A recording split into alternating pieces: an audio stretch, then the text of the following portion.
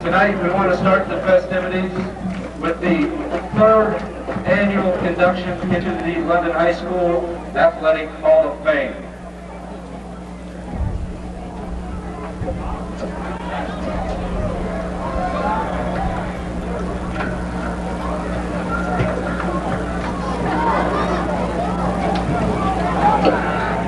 If our Hall of Fame recipients and their presenters and their families would take the field on the sidelines near the 50-yard line, please.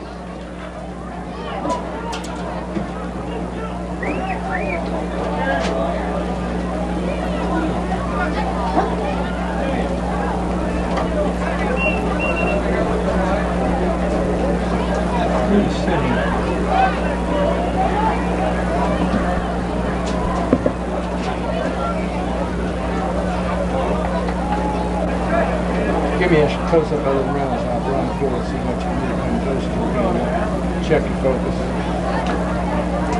Sun's going to be right on, so send it to you.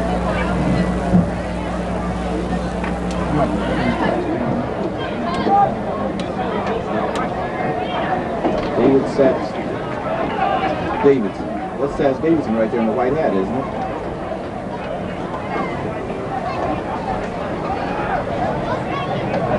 Our first inductee into the third class of the London High School Athletic Hall of Fame is Mr. Jim Caldwell.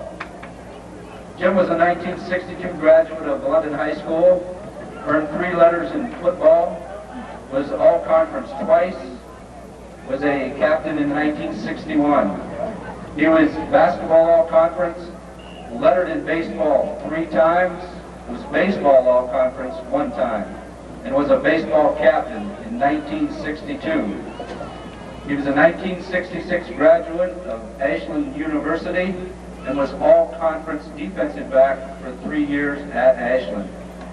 A senior football captain at Ashland.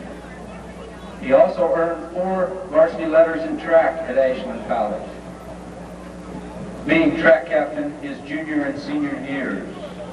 He was elected as Varsity A Athlete of the Year, chosen by all varsity athletes. Selected as defensive back to the Ashland University All-Star Dream Team for the first 50 years of football at Ashland. He was awarded the Charles Brownson Award as the Outstanding Senior Athlete and was inducted in 1981 into the Ashland University Sports Hall of Fame. Picked up a master's degree in 1971 at Bowling Green. Football coach at Sandusky High School for 19 years, 10 years as head coach, generating a record of 72 wins, 27 losses, and 5 ties. Sandusky was a 4-time state playoff qualifier. Has also coached basketball at the freshman, JV, and assistant varsity levels. He is now at Milan Edison High School, where he has been for the past 9 years, 6 years as head coach. Has also helped in basketball at Milan Edison. In 1989, he was a Scholastic Coach magazine recipient of a National High School Coaching Award. Jim Caldwell cannot be here with us tonight as he is coaching at Milan Edison tonight, and they open their season as well. To present the award is his brother Dave Caldwell, who nominated him, and receiving on behalf of Jim are his parents, Mr. and Mrs. Wilbur Caldwell. Oh, okay. Congratulations.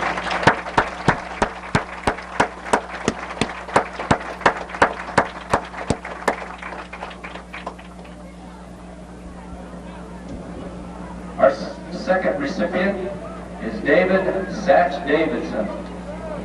Sachs was a 1953 LHS graduate, lettered in football twice, lettered in baseball twice, was baseball all-conference 1952 and 1953, set the single-season home run and RBI records for baseball.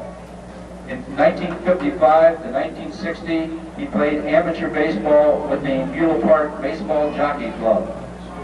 Played professional baseball with the Columbus Jets 1960-1965. In 66 through 68, broke in as an umpire in the minor leagues. And from 1969 until his retirement in 1985, he he was a National League Baseball umpire, umpiring Major League All-Star and World Series games. 2 games of note. He was the plate umpire for Carlton Fisk's famous 1975 World Series home run versus the Cincinnati Reds in Game 6.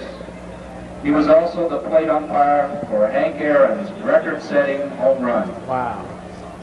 Also a high school and college basketball official in Ohio for 21 years. Currently, Satch resides in Houston, Texas. Satch cannot be here tonight as he is a baseball pitching coach for the San Antonio Tejanos of the Texas-Louisiana Professional Baseball League. Presenting the award is his nominator, Sonny Wheeler. The recipient standing in for Satch tonight is his daughter, Pam Jones. Congratulations.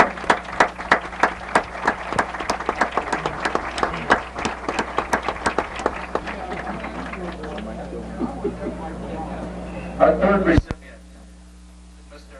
Harry Bussy Holloway.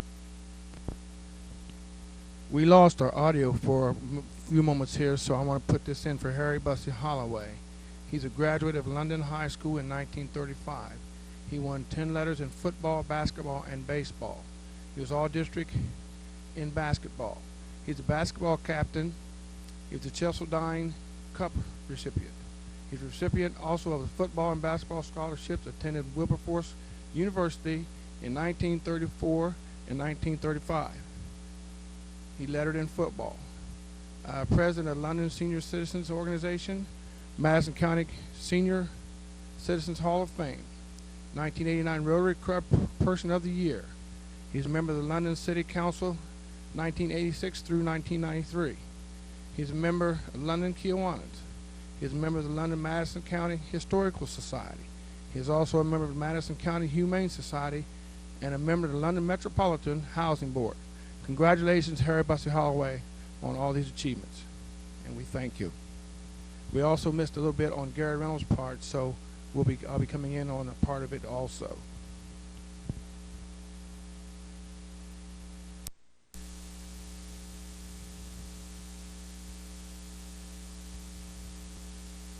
Our next one is, like I said, Gary Reynolds. He's a graduate of London High School in 1960. He was all-league and first-team football, basketball, and track. He was Outstanding Senior Athlete Award. Graduate of Audubon College in 1964. Outstanding freshman football, track, basketball. He was all-conference in football and track. He had 12 varsity letters in football, track, and basketball. He never missed a track meet in 4 years. He had the varsity O. He was the varsity O president. 1964 Outstanding Athlete, Sandusky High School, 1964-82. From 1964 through 1982, Gary was at Sandusky High School, where he was Health and Physical Education Department Chairman, assistant coach of the Sandusky Blue Streak State Football Champions of 1965, head basketball coach for 9 years at Sandusky High School. One player he coached of great note is Mr. Scott May, the Indiana University Division I Player of the Year in 1975, when Indiana went undefeated in winning their NCAA championship. At the present time, Gary is a biology teacher and assistant football coach at Richardson, Texas. 5 times they have been in the state playoffs, and in 1992 in Texas Stadium, the Richardson team beat Dallas Kimball, who at that time was ranked number 3 in the nation. Gary cannot be with us tonight as his team opens their season tonight down in Texas. But here tonight to present the award is our first Hall of Fame inductee, Mr. Dick Reynolds, presenting to Brother Bob Reynolds on behalf of Gary. Congratulations to Gary Reynolds.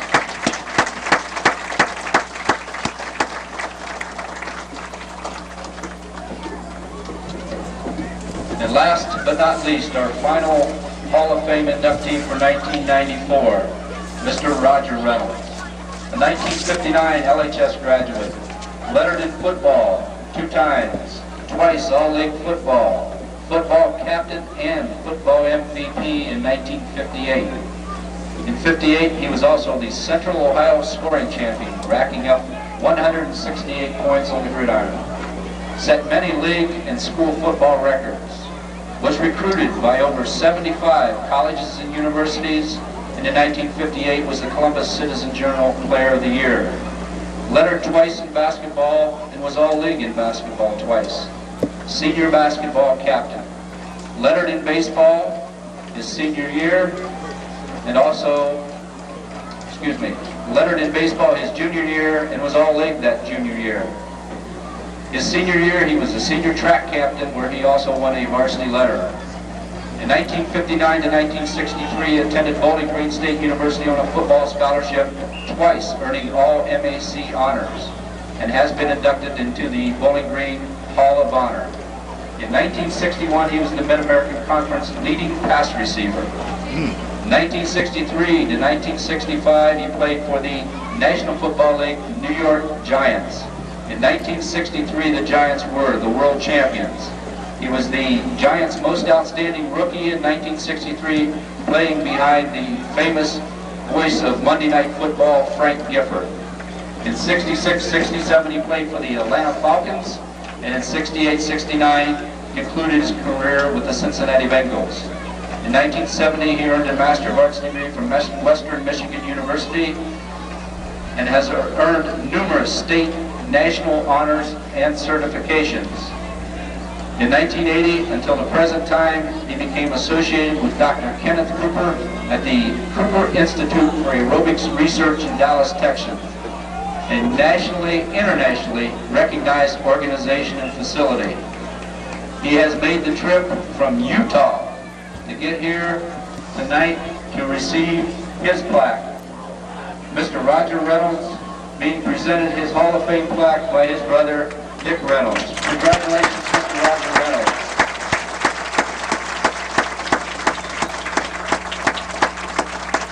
The 1994 inductees, Mr. Jim Caldwell, Mr. David Satch Davidson, Mr. Harry Bussey Holloway, Mr. Gary Reynolds, and Mr. Roger Reynolds.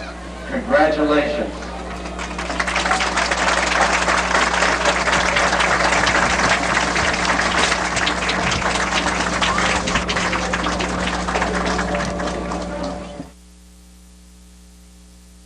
We're moments away from the kickoff of the 1994 Ohio High School Athletic Association football season. And we're here at Von Kennel Field, and we're getting ready to watch the London Red Raiders play Madison Plains. And I'll tell you, this Red Raider team a few years ago were on the brink of anonymity, and now in the last few years, this team is just flat out awesome. Every year they come out with a potent offense and a defense that just will shut you down game after game after game. And the happiest man in the state of Ohio right now has to be Coach Dodmeyer. Well, Martin, it sounds really exciting for the football team this year. By the way, I'm Dale McNeil, and I know that you're Martin King, and this is our first time being together in the broadcast booth for the game. And we're looking for an exciting ball game this evening against the Madison Plains Eagles. And it's a fine evening out here tonight, Martin, and I think it's going to be a real exciting game. I definitely agree. This season is going to be a season to remember. The Red Raiders every year on the brink of doing something special, and this year they were going to make a serious chase at the state championship. Okay. And I also want to iterate something. I'm Gary McNeil, and I'm in here. We're going to take a break and be back in just a few minutes with the big London Madison Plains ball game. Is that okay, guys? That's all right. Great. Okay. All right. Go London.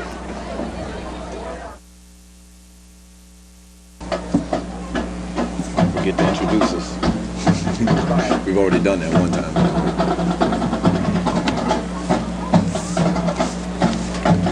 Yeah, they're kicking off the Madison play. You can use that. What you want?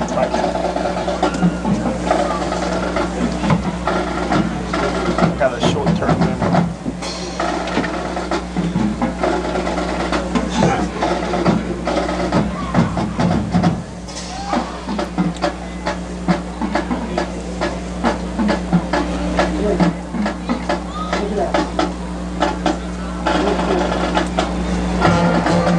Ladies and gentlemen, the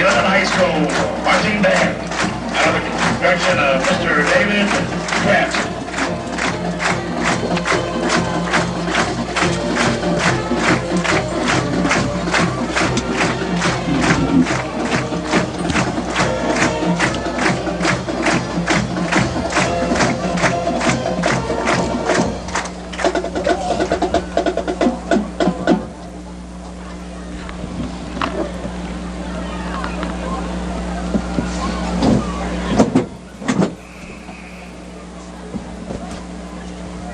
Please join in the singing of the national anthem.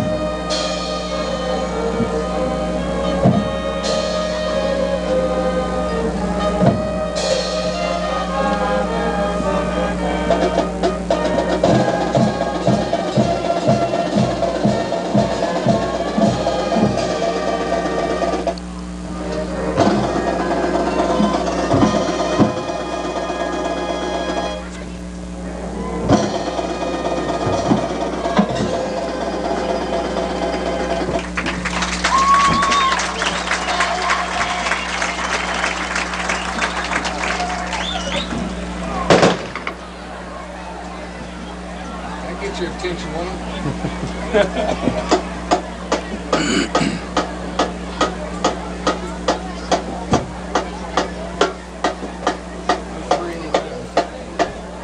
Hello, everyone. I would like to welcome everyone to Von Kennel Field. My name is Martin King, and I'm here with Dale McNeil. And it's a beautiful night here in London, Ohio. And the Red Raiders are standing out by the door. And Dale, I think they're about ready to go. They look antsy. Well, Martin, I tell you, first of all, I'd like to say hello to everybody out there in TV land, and we are definitely gathered here for a wonderful night of football. It looks like the London High School Red Raiders are ready. I've been out to a couple of their practices, and they've been highly spirited practices, and they look like they're executing pretty well. I've seen one of their scrimmages also, and it looks like London just may have a real good ball club this year, maybe better than last year's, Martin. From looking at it on paper, they're really going to be sporting a high-tech offense as it has been for the last 3 years. You don't know who's going to get it, when they're going to get it. You have no idea. It's wide open. They can run, they can pass, they can do it all. Well, Martin, I think that serves the London offense, the London offensive scheme of things very well. They're pretty much of a well-balanced attack ball club. They keep defenses on their heels. And a defense can just concentrate on one particular aspect about London's offense. And on the defensive side of the ball, there's no difference. They just flat out shut you down. They got the defensive backs, they got the line, and they, for the last 3 years, including this year, they have a tremendous linebacking core. And your linebackers are the heart of your defense. They set the tone from beginning to end. And this year is no different again. They're tremendous. Well, London has sported a very fine defense for the past few years, headed by Coach Norm Emmets, and he has a couple of key ball players out there this evening that I know they're going to carry some of the load. I can't call their names off right now at the moment, but we'll get to the roster here just shortly. And the defense, I think, is going to come of age. The longer that they play together, the better the chemistry will be. And I'm just looking for an exciting game tonight and an exciting season, Martin. And I'm sure it will be. Just looking at these pictures here of some of these players, I'm intimidated just looking at the pictures. That's a mean-looking core guys, I'm telling you. London has a good-sized ball club, and they're fairly fast, too. There was some speculation early in the practice season before the scrimmages got started that London's pass defense might be a little suspect. I would think that we'll find out tonight. The Madison Plains Eagles, I understand, are basically pretty much of a running ball club, but they will every once in a while put the ball in the air. And I think that London just possibly might be tested tonight with that suspect pass defense. So you're right in saying that the linebackers are the real core of the defense. And if that front line can put some pressure on Madison County's quarterback, Madison Plains quarterback, that London might be very successful this evening. I think another major key to the London Red Raiders is their team speed and their athleticism. That with such as people like Fred Lester, who made it to the state in track. He's a roadster. He can flat out run. The whole team, the line, the running backs, they have tremendous team speed. And that team speed wins you football games. Well, I'll tell you, Martin, I was out here last Friday, and I had an opportunity to witness Fred Lester's speed when he broke one for about 60 yards, I think, and it was off tackle. It was a nice off tackle play, and there was one little juke step, and he was gone. It's reminiscent of your nephew, Carl King, a couple of years ago, and Fred Lester really can carry the ball. They also have a couple of other good ball players, good running backs there. We'll speak of a Mike Harris and a Corey Bennett, and these guys can carry the load as well, but definitely that speed is really in Fred Lester, and Mike Harris also has some amazing speed too. It's deceptive, but it is amazing as well. And Fred Lester, I think, will probably be the featured back tonight. But we'll wait and see. I think London might have some surprises for everyone. And yes, all of these ball players look real healthy. They seem to be in fine physical shape. And it looks like they're getting ready to come out onto the field now. Yes, they are. They're lining up. And when that's the key. London in the past few years have had, when it came right down to the end of the season, they had little injuries, nagging injuries that kind of held them back. But this year, I think it's going to be something different. They know what it takes to make the playoffs, and they know what it takes to win. And this is a program that is really built up, and I am thoroughly impressed with this team. Year by year, they get better and better. Well, I'll tell you something, Martin. I've had the opportunity to witness London's team working out in the weight room constantly, day in and day out. Here they come onto the field now. They're breaking through. They're breaking through the barrier that the cheerleaders had set up, and the red, white, and the red and white balloons taking off. I almost said red, white, and blue. The balloons fill the sky. Yes, indeed. Isn't that wonderful? They're right down. They're ready. They are ready to play. Yes, they are. They're excited. They look like they're ready.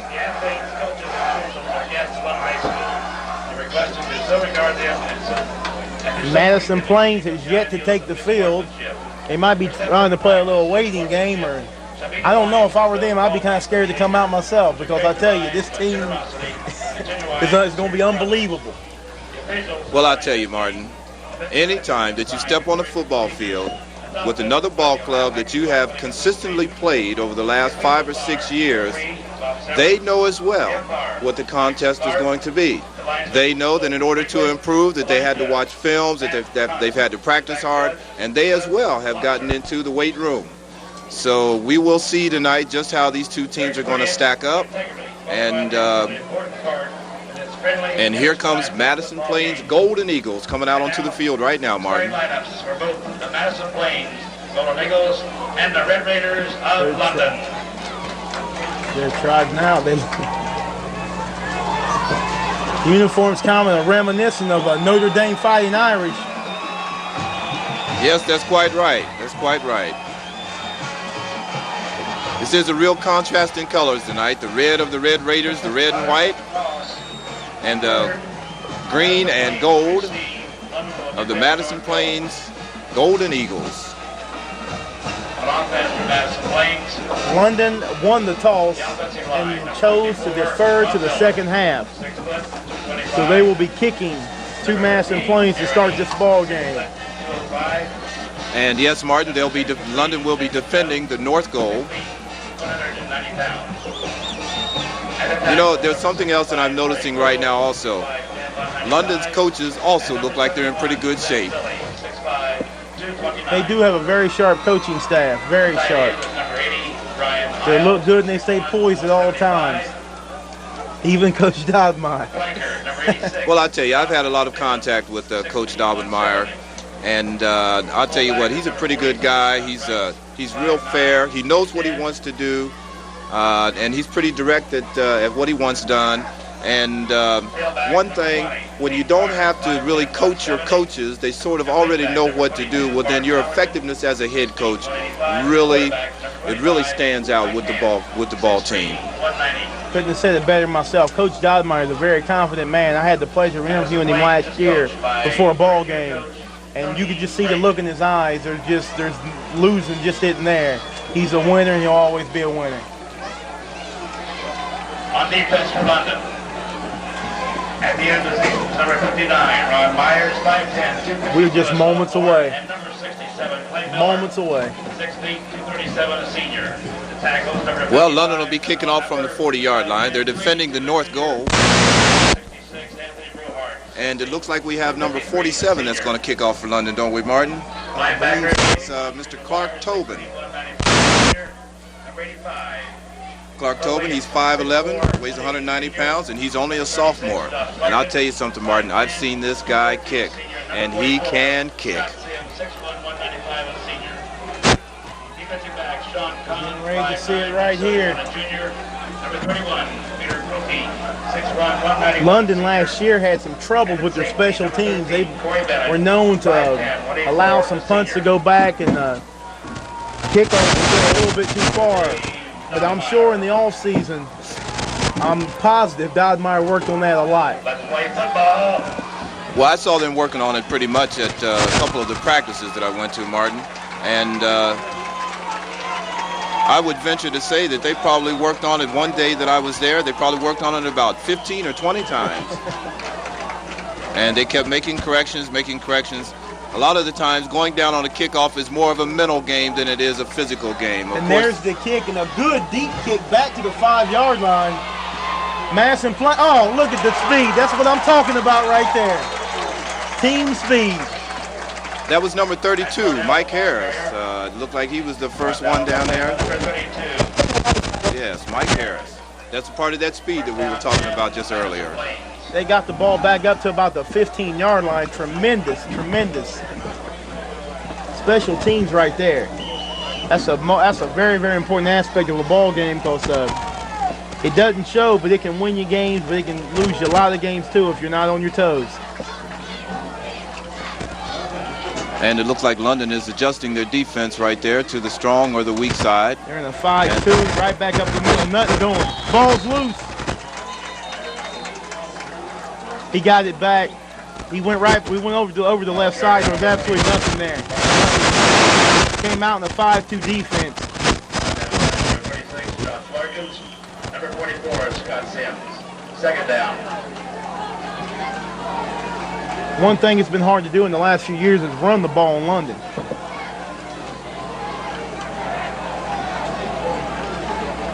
Yes, it has, Martin. London's team, they just tried a little trap there.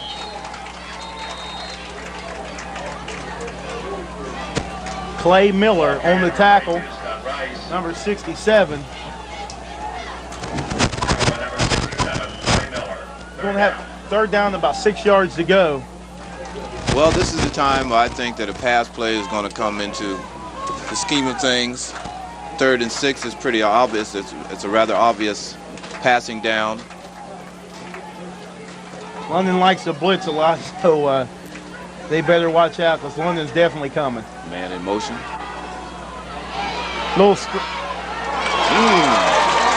They tried a little screen to the right side, nothing doing. Yeah, Martin, that was actually what you call a little hitch play. They sent the running back into motion, and in some of the high school terminology, they call that the hitch play. It's like it's a mini screen sort of, and they were trying to open something up out there on the right-hand side, trying to outman London by going 3 against 2.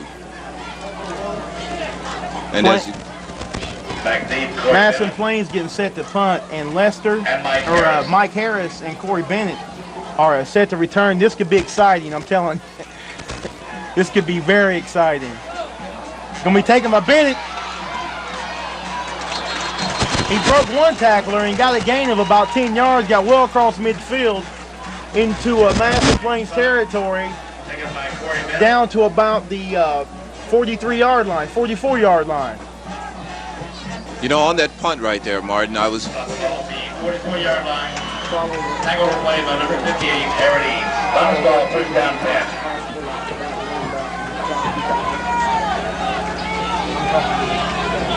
London comes out in their traditional pro I. They go right back up the middle to Fred Lester. There he goes. He goes right up the middle and over the right side. Down to the 20-yard line. That was that stutter step that I was talking about that I saw last Friday. He stepped right up into the hole and saw was as soon as he got through the hole, he put a little juke step on the linebacker, stepped around him, and picked up quite a bit of yardage there. He is very, very deceptive. Red Raiders, first and 10.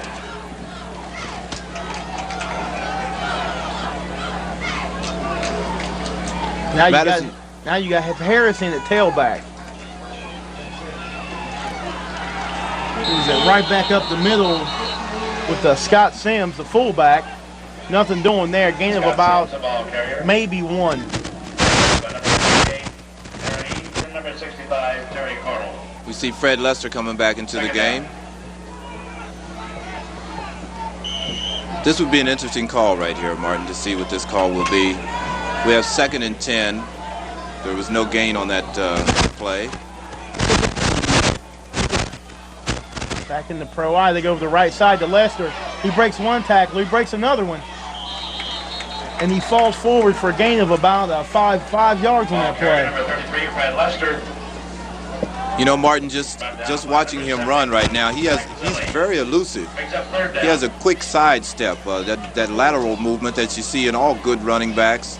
A lot of the pros, such as the Emmitt Smiths and several of the other NFLers, they have that good lateral step movement, and you just saw that in Fred Lester right there. London had a man split to each side. They go to Harris. He goes over the left side. He got a gain of about 3 on that play, and it's going to be down to 4th down and short. It looked like he had a little bit of running room, but Madison Plains quickly shut that down.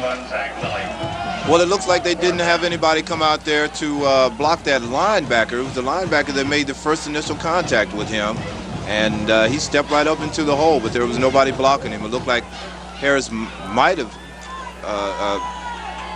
maybe was supposed to have taken that one outside. 2 men split to the far side. They give it to Harris. He went to the right and tried to cut back to the left, and that was a tremendous play. Fred Lester, number 42, Scott Rice. That was a good play by Rice. He penetrated and wouldn't allow him to go back to the other side. He tried to make something out of nothing, but that was a great play by Madison Plains. Yes, it was. Right there. Yes, it was, Martin. They made great penetration up the middle. And from tackle to tackle, if you make great penetration from a defensive standpoint, you're going to interrupt something with the quarterback and running back trying to make some headway. With the running backs of London, that's the only thing you can do. I tell you what, guys, with this defensive stance they just made, that could really give them a big perk up there, and London might have their hands full. Springfield paper was predicting London would lose 7-0. I don't see that happening, but you never know what can happen. Go London. You know, that's an interesting observation, Gary. I didn't think about that right off the bat, but that could very well be a deciding factor in this ball game. They go right back up the middle to the tailback.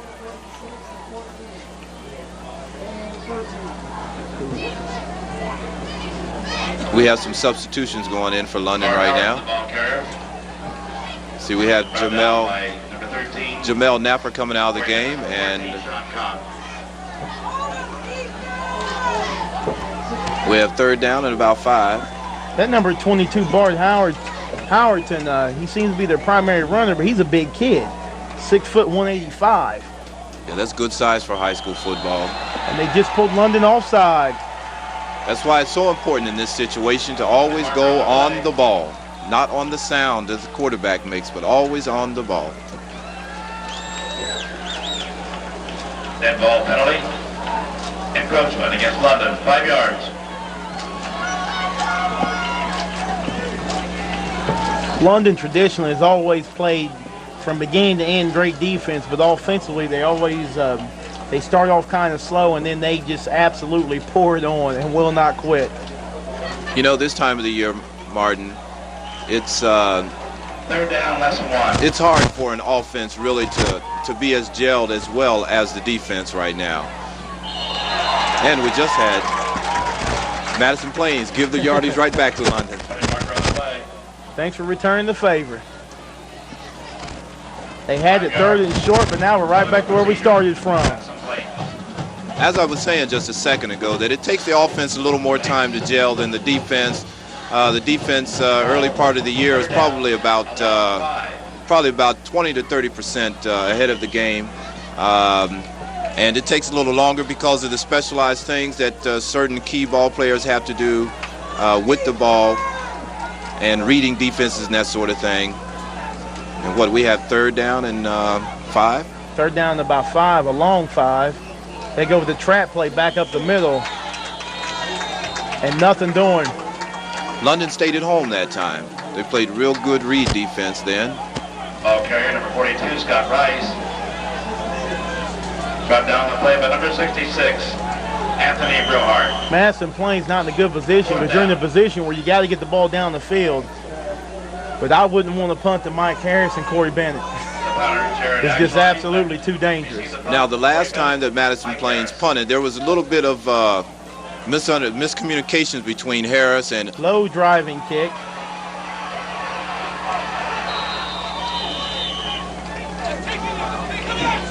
It's going to be Red Raider football at their own 45-yard line. Bennett ran up past the ball like he was going to grab it and go, and Madison Plains still contends that he touched the ball, but it's still Red Raider football. Spot the ball to London, 45-yard line.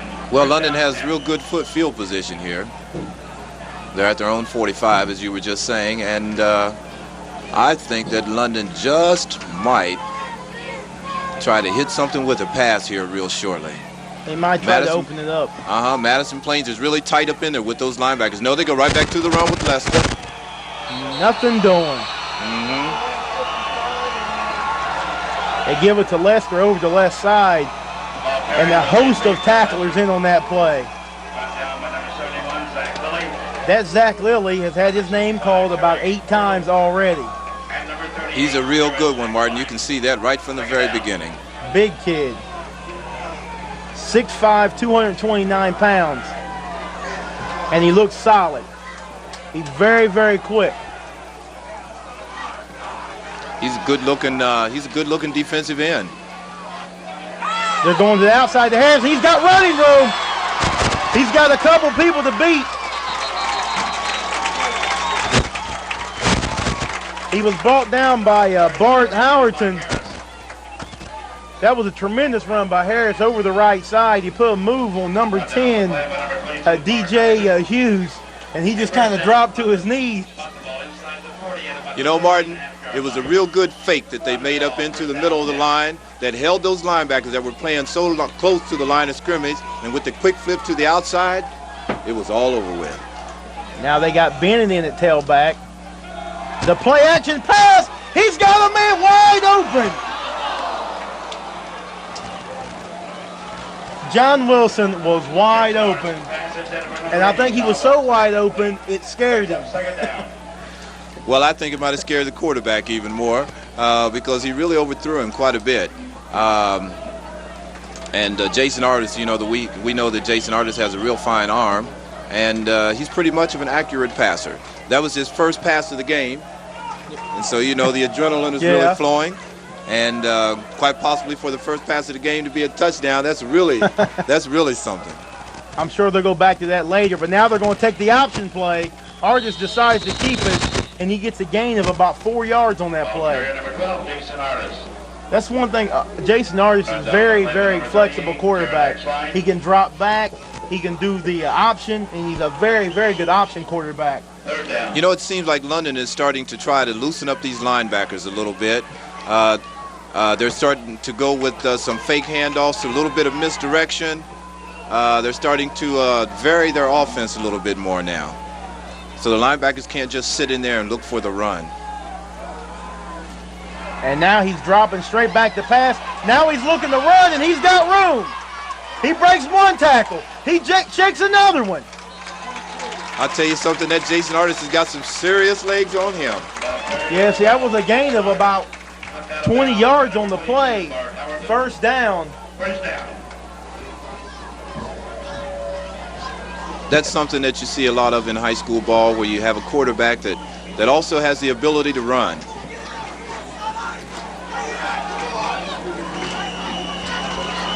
Harris coming off the field trying to get the sideline motivated to push the team. You have an official's timeout also. Or it's a 20-second timeout, I'm sorry. I believe Jason Arts had to straighten up a couple pads there. Okay, we have an equipment timeout. They're inside the 20. They're in the red zone. I think we have Corey Bennett in the backfield there. There he goes. Right back straight up the middle. Oh, that's that strength. That's that strength, Martin. You see that strength that comes from the weight room. He just carried a couple guys with him that time. And he's got a first down, and we're going to have first and goal. First and goal from about the 8-yard line. That's what happens when you start to loosen up those linebackers. You give your linemen a chance to get out on them a little bit.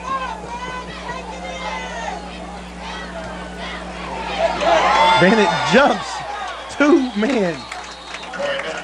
He takes it inside the 5. He was hit by a host of tacklers when he came down, but that shows the athleticism right there. Now that was some outstanding running.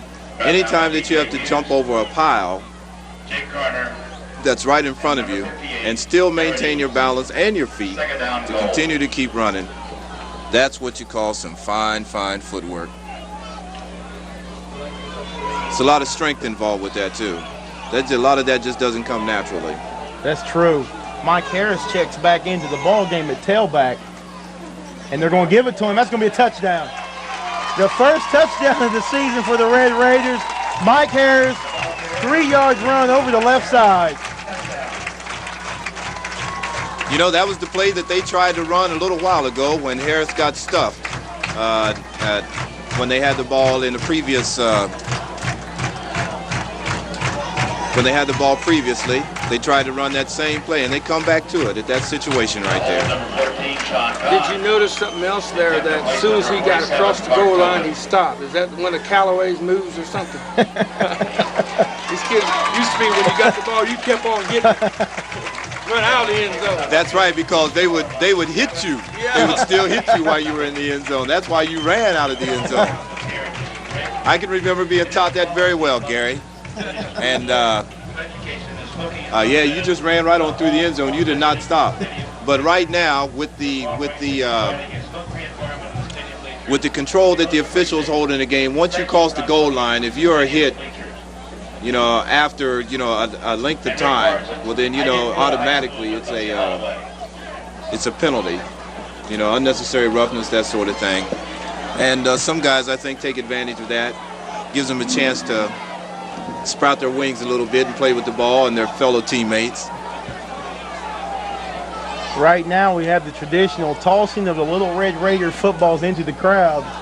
And I've been trying to get somebody to throw me one for 2 years now. To no avail. Well, Martin, this is my first time here in the broadcast booth with you.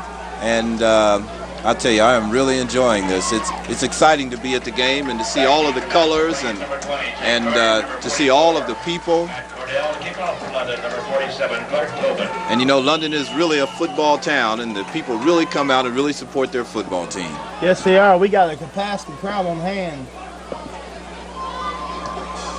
Clark Tobin, another good kick that takes him down to, what, the 5? Yeah. Number 20, Jacob Carner, takes it over the right side. And a breakdown in special teams with some good blocking by Madison Plains, takes it over the 35-yard line, about to 36. That was a very good return there by Madison Plains. We get too many returns like that, he'll go back to the squib kick like he did last year. Exactly. He was so scared of special teams, he was scared to kick the ball downfield and give him a chance to return it. As I was suggesting earlier, that the kickoff team is just as much a mental game as it is physical, running down there and just throwing your bodies around. You have to remember to stay in your lanes. And we had someone on the left side over there that and there's number 22, their primary back, nothing doing. The swarm defense of the Red Raiders. Brought down for a loss by number 13, Corey Bennett. You don't see too many solo tackles by the Red Raiders. There's usually at least 3 to 4 guys on every play. That's the nature of the Red Raider defense. They have a swarming defense, and everybody likes to try to get to the ball. If they can, they would like to have 11 of them on the ball every time. Do you know that tackle? Excuse me, Martin. Do you know that tackle was made by the same Corey Bennett that just ran that ball a few minutes ago? This guy's playing both ways, which is a little unusual these days. Most of the time, you know, you're talking about specialization, even in high school now today, and you don't find too many high schoolers that are playing both ways. That's true, but in the smaller schools, you're limited with how many players you have and the talent you're going to have on your team. And it's a true testament because of the shape you have to be in to play both ways. Because I went to Ironton High School, and you play tackle both ways. We're watching teams bring 11 guys on off the field, and I was just stepping on the side of the ball.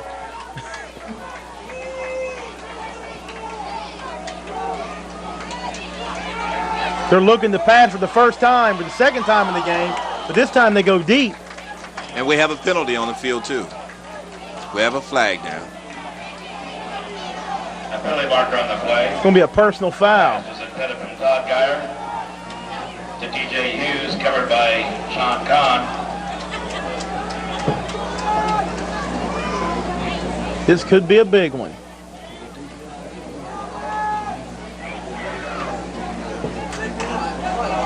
You know, the quarterback from Madison Plains only took a 1.5 step drop and then threw the ball up. Okay, right there, he was still very close to the line of scrimmage. And I think one of those London linemen might have got a hold of him and thought he might have still had the ball. He had a man out there, one-on-one, but he really didn't have enough time to give the play to develop.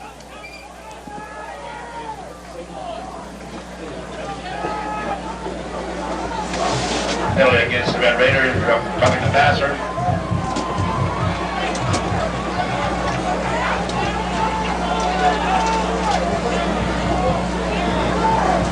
That was the final play of the first quarter, but it cannot end on a penalty.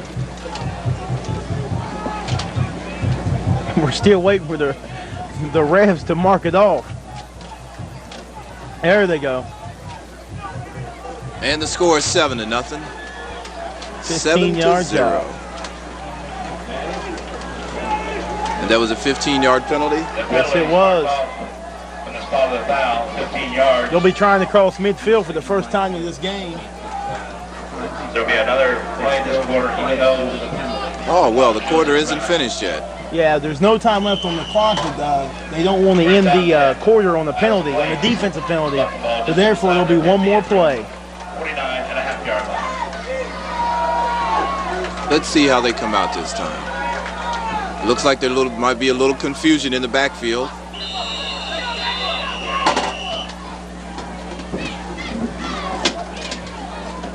Timeout, Madison Plains. Todd Geyer calls timeout. The quarterback wasn't sure what he wanted to do.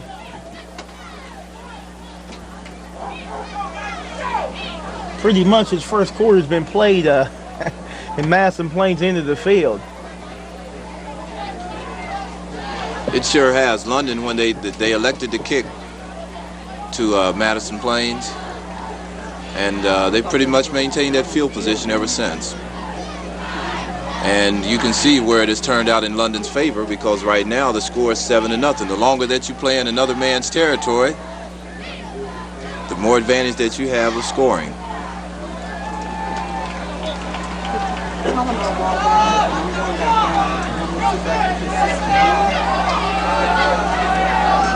First and 10 from almost midfield.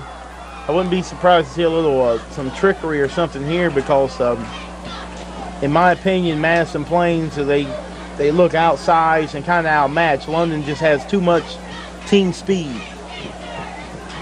And you're going to have to shorten the game and do whatever you have to do to win it. Well, I think in Madison Plains' case, Martin, that they're going to have to try to open up these linebackers as well on London's team. So they're going to have to do a little something a little differently, such as maybe what London did also.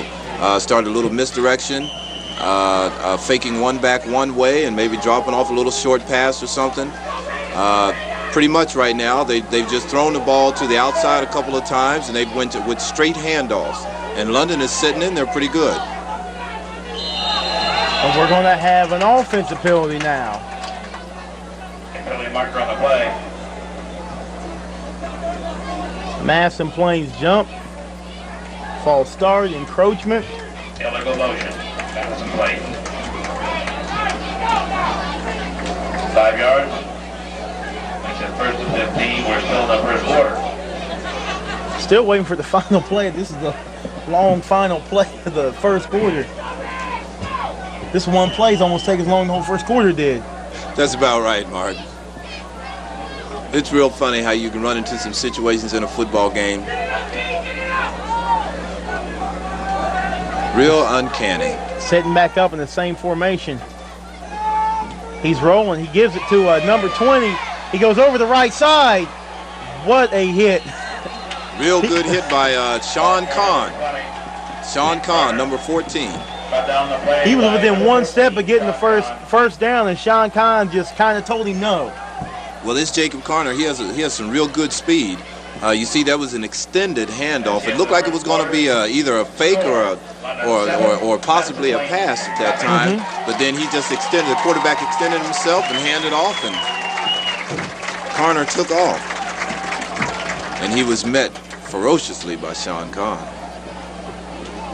Good straight up hit. Now we're going to change into the field now. Looks like London's waiting to jail. Do signal this. That means they'll replay it even though the time has expired. They're replaying the penalty. Okay. What is the signal? Just give it a whirl in the air. All right, thanks a lot there, Earl. We appreciate that. Reminder everybody tomorrow morning. Team Raiders will travel to Madison Plains to take on the... You know, Martin, it looks like London's defense is starting to settle down. They're not quite as, they're not overly excited. They're playing some real good ball, and looks like they're playing together pretty much. Madison Plains is doing a good job also. Like the score indicates, a good ball game, 7-0. London's from being around some of the players in the last few years, London is a very emotional team, and they play on emotion. They do things they're not supposed to do, and they accomplish things nobody thought they could accomplish. And almost like in some situations, they have to have their backs to the wall to perform. You know, in all ball players' football career, you find out early, such when you're a freshman and that sort of thing, what turns you on when you get on a football field. Sometimes it's a bad situation, sometimes it's a good situation. That's going to be a sweep to the left side. They got the first down. They had a full house backfield, and that was old Green Bay Packer play right there. Yeah, it looked like Paul Hornung running that thing going around left corner there.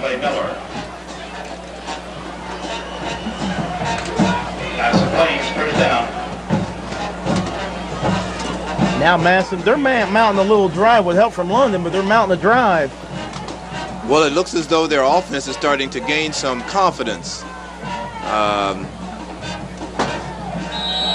And it was just have a quick movement there on Madison Plains' part. It looked like it was the left guard.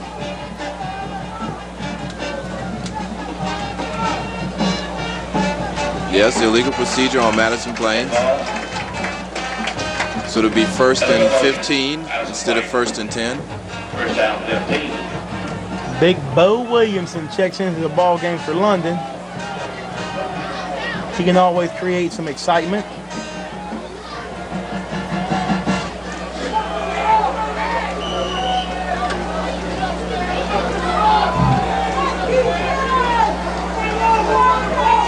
This would be a real good time for Madison Plains to take and fake something in the backfield and go up for a pass.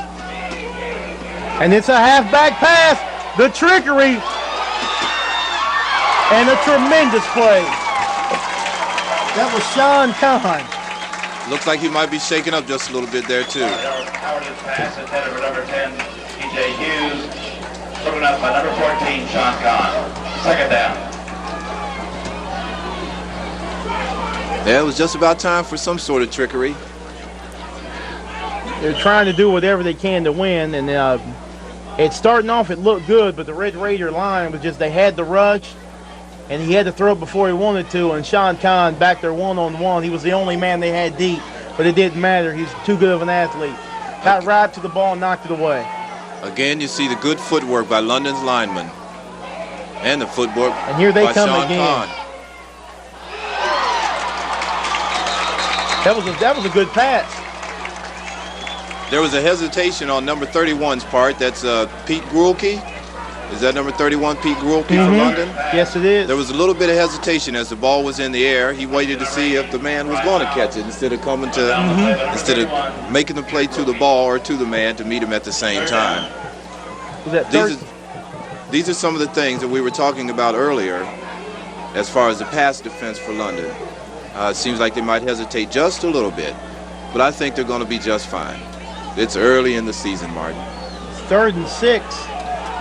And that was a good catch by Brad Ines, too, number 80 of Madison Plains. Oh, that was a nice little play right there. On the Gunner's pass, going to number 10, T.J. Hughes. They brought B.J. Hughes, number 10, out underneath the linebackers through the line and just snuck him right by everybody. They didn't even see him. It was more of I'm trying to remember what that sort of pattern is called. But anyway, both of the defensive backs was just looking at the one receiver and didn't even see number 10 coming out up under them. And as a matter of fact, the ball was thrown before he even looked at it. Yes, it was. Good timing play. And they're mounting a very good drive now. We got 1st and down again. Over the left side, nothing doing right there. I see, Martin, that London has really put in some team speed. They have Fred Lester out there on the field now too. I'll tell you what, guys, another thing I'm looking at as opposed to last year when London just run roughshod over Madison Plains. Madison Plains is putting up a pretty big effort. They're looking like an entirely different team under this new coach. So go Madison Plains, but win London. They are showing a lot more pride than they showed last year. They're coming to play. They're here to play because last year London ran all over them. This is the first time tonight that Madison Plains has been this deep into London territory. And another thing to consider is the Madison Plains offense has kept the ball for this whole second quarter so far from the beginning. Well, they've had it from 4 minutes into the first at the end of the first quarter, and they still have possession of it now. And we have 9:03 left in the half in the second quarter, and Madison Plains still has the ball. So that might have a bearing on London's physical ability, their endurance. That could really tire out a team.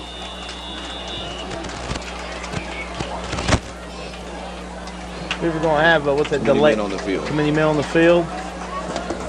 Yeah, it's a delay of game. The ball hadn't been snapped yet. We got a little delay of game there. And against Madison Plains, a substitution infraction. Oh. Illegal substitution. I'll tell you, they'll try anything nowadays.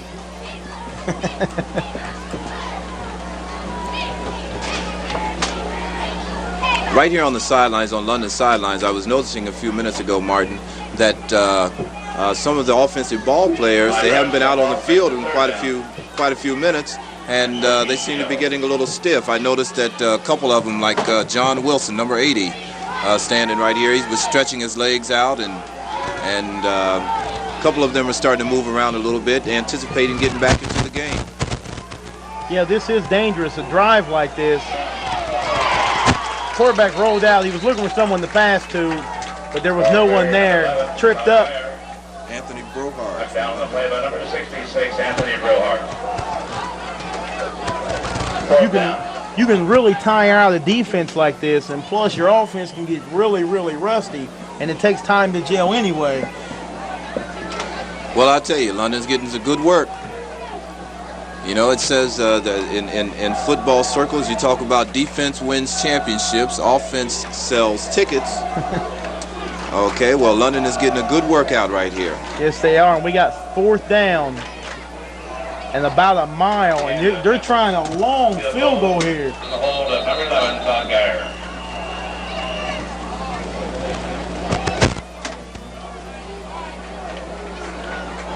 Okay. Penalty on the play. I don't think they're going to try the field goal now. From where it was a 40-yarder. Pass the Flames to let a gain 5 yards, brings up 4th down. They're back at their 30.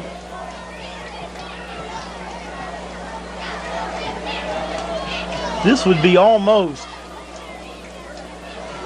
This would be like a 45-yard field goal if they tried it from here, which I don't think they're going to do. No, it'll be some sort of a pass play. They have to go all the way down to the 12, the 11 for a first down. Yeah, about the 11-yard line. And it's going to be the halfback pass. He throws it right across the middle. And it's an incomplete pass. It's broken up. Mike Hand's pass intended for T.J. Hughes. Broken up by number 36. Josh Larkin. Josh Larkins broke it up. He dove right across and just knocked it down. And finally, London's offense gets a chance to come back on the field, Martin. Ball goes over to London, 1st down 10. Spot the ball at their own 30-yard line. Yeah, Jason Arts looked like he was getting kind of antsy. Now I think we're going to see some excitement with 7:17 to play here in the half. Who do we have in the backfield? We have Corey Bennett. Okay, we might be going to a good run play here. Right from the very beginning, I think London wants to establish a little bit of momentum now with their offense. And we're going with the trickery. He's looking to throw, but he takes off and runs it. Breaks one tackle. That was a nice gain. Nice got gain. About 5 on that play. It looks like they were going to a pass play, Martin, and he opted to run it. And that was a good run on 1st down also. What, you got 5 or 6 yards on that play? It's kind of scary right now. It's kind of like the calm before the storm. Because any minute when London touches the ball, you know it potentially could go all the way for a touchdown. And I'm sure Madison Plains is well aware of that. I think possibly what might be in Coach Daubenmayer's mind too, not only the quick strike aspect, but also being able to hold on to the ball for a while. You know, test this defense some, test Madison Plains defense some, give his own defense a rest. They have been on the field for quite a while. Mike Hand. They went with the option to the left side to Harris. It looks like they signal 1st down. 1st down. 1st down, London.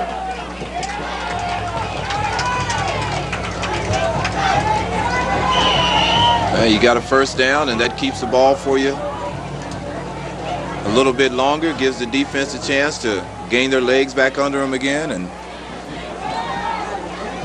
I know London is in real good physical shape. They look it too. Madison Plains looks like they're in good shape too. Line comes up. They go with the option again. Jason. He's got some running room. There goes Jason. He tried to spin away, but number 10 got a hold of his jersey and kind of slowed him down. Now again, what we have that's happening right now, London is setting a pattern. Right now they have gained 6 or 7 yards on 1st down. They have a lot of options on second down here. You have second and what? Second and 4, a long 3.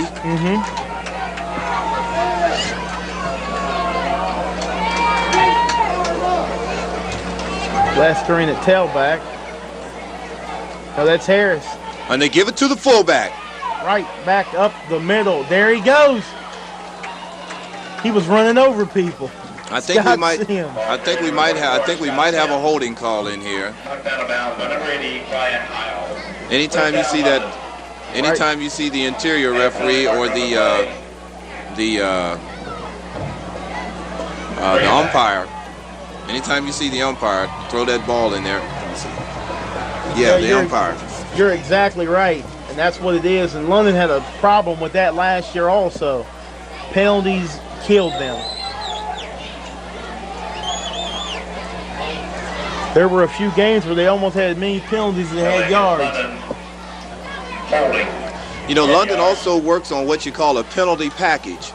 They have certain plays that they will run depending on what the penalty has been, and they will influence the defense to do a certain thing on this play right here, and they'll try to open it up just a little bit. They got a man split to each side, and he's looking. It's a little hitch pass out to Fred Lester. He's got some running room. He stumbles, knocks down one of his own players. He's down to the 30-yard line of Madison Plains.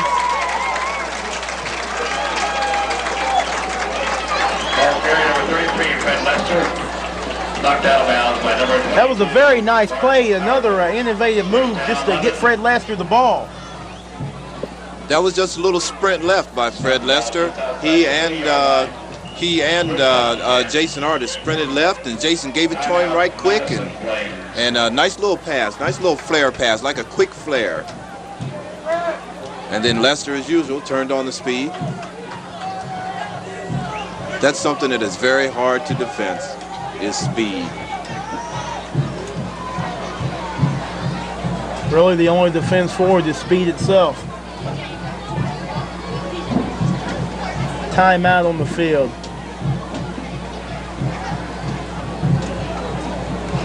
As we hear the drums in the background. It's an exciting night here tonight. The very first game of the 1994 football season, London High School football season. It's real exciting to be here.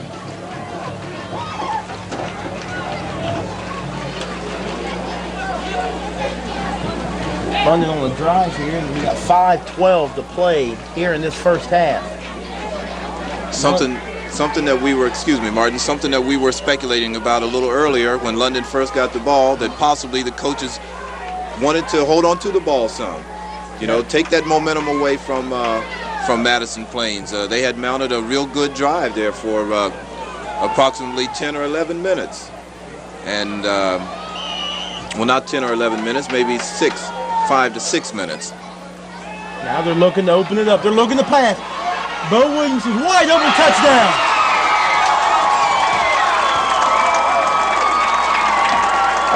Excuse me, that was John Wilson wide open. Touchdown. He missed the first one, but I'll tell you what, he did not miss that one. And you know what? An artist didn't overthrow him either. See, they've settled down somewhat now, Martin. They're ready to play some ball. I was talking about it a little earlier. John Wilson was over here, and he was stretching his legs out and everything. Quite possibly he had an indication of what was to come. He sure was ready for the moment. London set to go for the extra point. That situation there, but also it opened up the run game a little bit more. And the ball has been kicked out onto the street.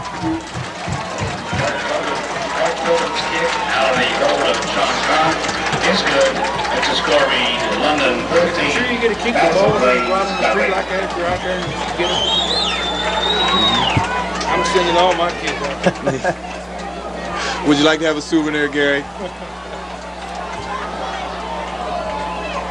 And once again, they're throwing the little footballs around. And once again, I'm trying to get one.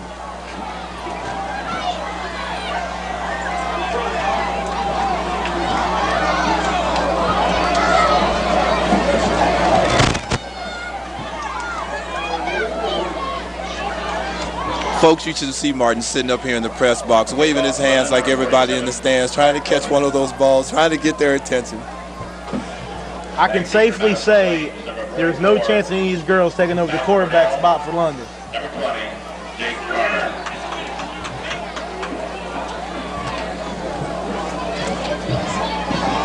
You know, that was a real good pass by Jason Artis that time. Real good. He went back in the pocket and he stood back there and he waited. That was some fine protection. He had real good protection on that play. London has shown quite a bit of diversity on their offense tonight. And we have a kickoff. That Clark, he can really kick. And they swarmed down the field. Now that was good. The whole team stayed in their lanes and allowed nothing. They got about 5 yards up the field and they shut him down.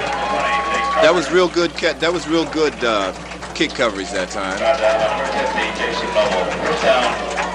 Madison Plains, ball at their own 28-yard line, first and 10. 5 minutes to play, second quarter.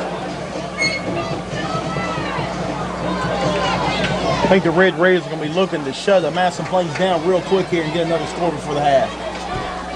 Well, I think it would be most important for London to look for anything that isn't a straight handoff. I would encourage them to kind of sit, don't commit too much. Look, there it is. Wide open down the field. DJ Hughes with a good catch. And the referee fell down on the play also. Number 10, DJ Hughes. Brought down the play by number 31, Peter Corky, but he pushed down. Todd Geyer, the quarterback of Madison Plains, paid for that pass. He was hit as soon as he released the football. But I'll tell you what, that was a great job on his part to maintain his composure to get that throw off, because he was under a lot of heat. Most definitely. We were just speaking, I was just expounding on the possibility of Madison Plains going to something different other than just a straight handoff. And they went with a long pass downfield. Stretched the defense on that one. That they did. It was a pinpoint perfect pass. Now remember, we were talking about earlier in the game. Oh, there was a right Statue of Liberty. The middle. The Statue of Liberty play. Touchdown. Number 22, Bart Howerton. It wasn't quite what you call the Statue of Liberty, but it was a sneak handoff. It was one of those behind the back handoffs. Quarterback went back with the ball up in the air, and he reached around the running back, reached around him and handed the ball back to him. And he was already gone. That was something on the order of a Statue of Liberty. I think for London realized who had the ball. His back was already to everybody. That definitely, just speaking about it just a few minutes ago, something out of the ordinary, okay? You needed to sit home and wait. I think another thing you're going to find out, this coach was playing this break. He used to be on this coaching staff here a few years back. So he basically knows, you know, what an offensive defense, and it doesn't change that much from year to year. So he basically knows just how to go against us. So he's putting up good effort there tonight. He sure is. He's doing a very good coaching job here, and they needed that score to get on the board right here before the half. The Red Raiders offside. Encroachment, I'm sorry.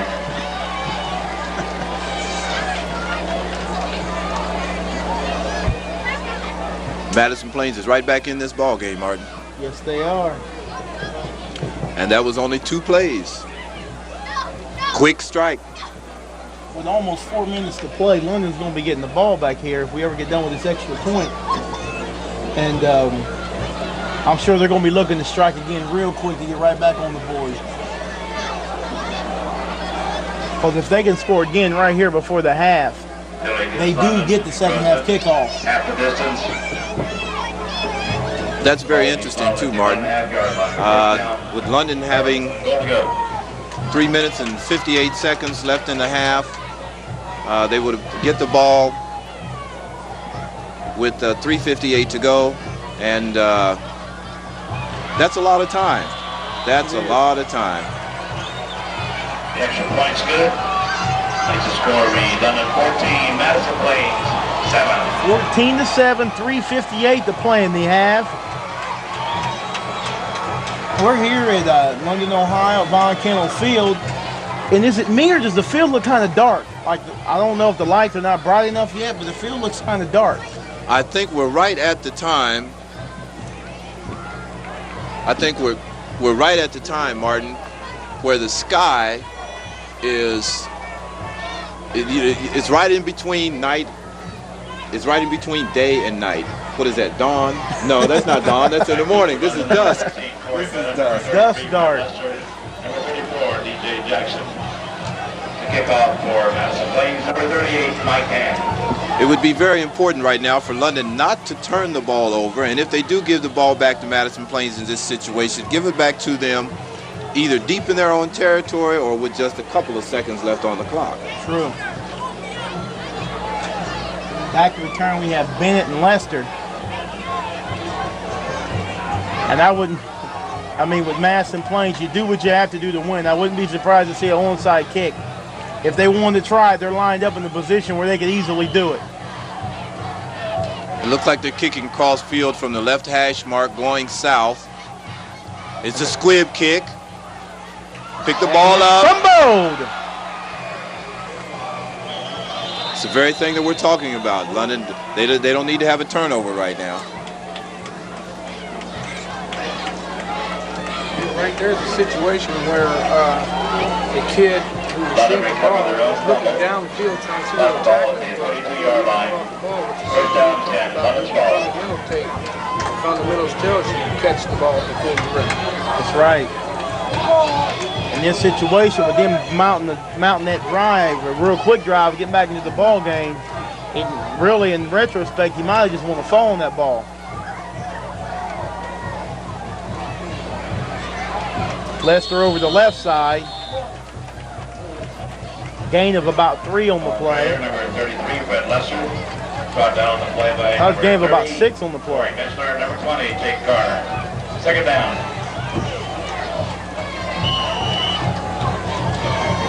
London has so many running backs. They just keep rotating them in and out. They're going to be fresh the whole ball game. Fresh legs in at all times. Harris, Lester, and Bennett. Sounds like a great law firm, doesn't it? Oh, a couple of good moves. But the third one was not. Number 20 came up and made the tackle. Looks like he lost about 3 yards on that play. That looked like a broken play, or it was good defense on Madison Plains' part. Yeah, Jason got away from a couple of them, but number 20 kind of sat back, and when he went to make that last move, he was there. Okay, you're bringing in both the speed backs, Harris and Lester. And we have John Wilson still at tight end. You got Bo split to the far side.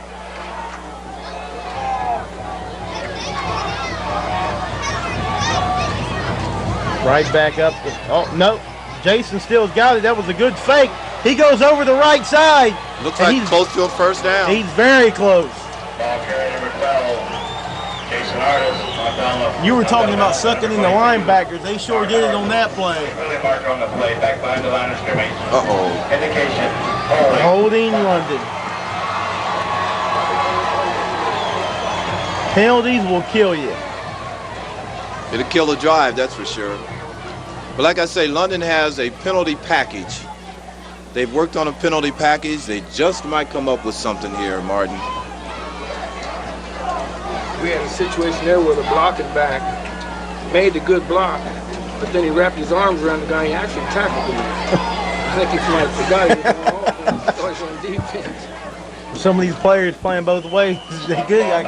If you take a hard hit, you can't get confused. It could become a little confusing, yeah. No, wait a minute. What am I on, offense or defense? They got 2 men split to the near side. He rolls out. He's looking deep. No, he's looking to run.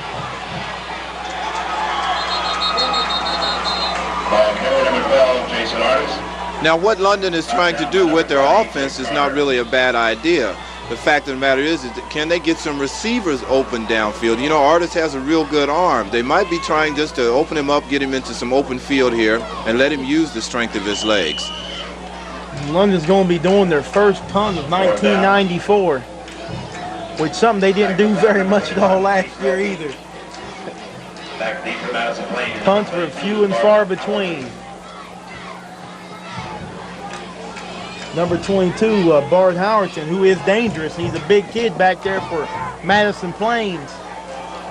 And as we were speculating earlier, that if London had to turn the ball back over, okay, they took a deliberate delay of game to take some time off of the clock. We have a minute 11. 5 yards. I'm really not too sure if I would have did that. A minute 11 is still a long time to go in a game. And that 5 yards could be crucial in field position. Yes, it could, because they're going to be punting it at best. Almost at best, unless they get a tremendous roll, they're going to get the ball at best midfield.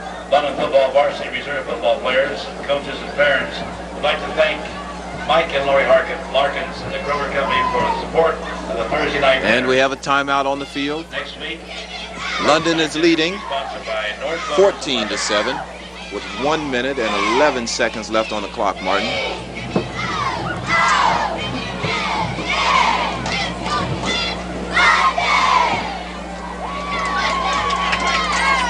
Dodd Meyer does the slow walk off the field. London's ready. Here comes Madison Plains. During the time when I was playing football, Martin, a coach was not allowed to come on the field out there to hold a huddle on the field. Over the years, obviously, the rules have changed somewhat, or some rules have been relaxed, and coach can actually walk out onto the field and have during a timeout and be out there in the huddle with the team. Madison Plains look like they're setting up for their side of the field too. Yep, and they're setting up the return, and he runs the other way. For their side of the field. He breaks a couple tacklers. Oh, and there's a penalty over there. It's a late hit out of bounds. Yep, we're going to have an illegal hit on London, and it's going to move them up 15 more yards. Very, very deep in London territory. With 57 seconds to play. That was a big mistake. No, we got a clip. It was a clip. It was a clipping. Oh, thought it was an extra tackle there after the man went out of bounds. It was a clip. Now that will be in London's favor as far as field position is concerned. It's very true. They need to shut them down here because Madison Plains earlier, before a penalty, was set up to attempt a 40-yard field goal. So evidently they must have some confidence in their kicker to try a field goal from that point. Now that is something to think about. That is something to think about, Martin. I forgot about the fact that they were running him onto the field at that time, because that would have definitely been a 40-yarder at least. At least.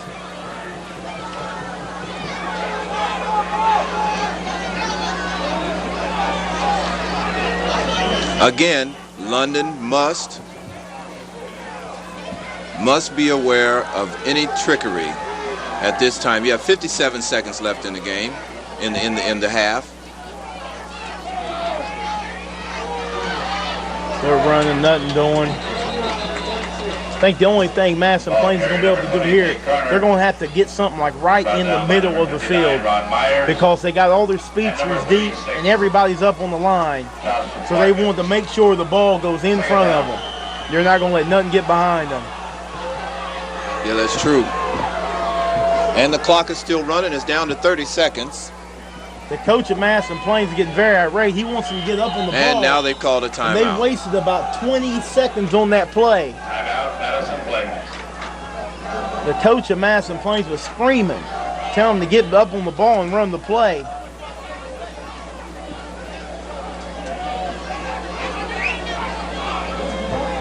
I'd like to remind everyone that it's the policy of London City Schools Board of Education that smoking is not permitted in the home or visiting stadium bleachers.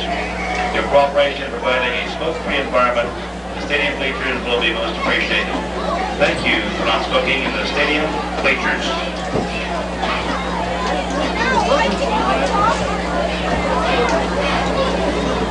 Martin, you know, this is always the most exciting part of a game. You're down to the final seconds of a half or the end of the game, and coaches are pulling out all the stops. They're talking with the referees. They're trying to get their influence across. They're trying to let the fellows know, hey, look, we need this, we need that. We've got to try to do this, we've got to try to do that. And it makes for a most exciting situation in a ball game. And obviously we have all these fans here for Madison Plains and for London, hoping the best outcome for their respective teams. And it's real exciting, very exciting. That's the great thing about high school football. Anything can happen. They're not playing for money, they're playing because they love this ball game.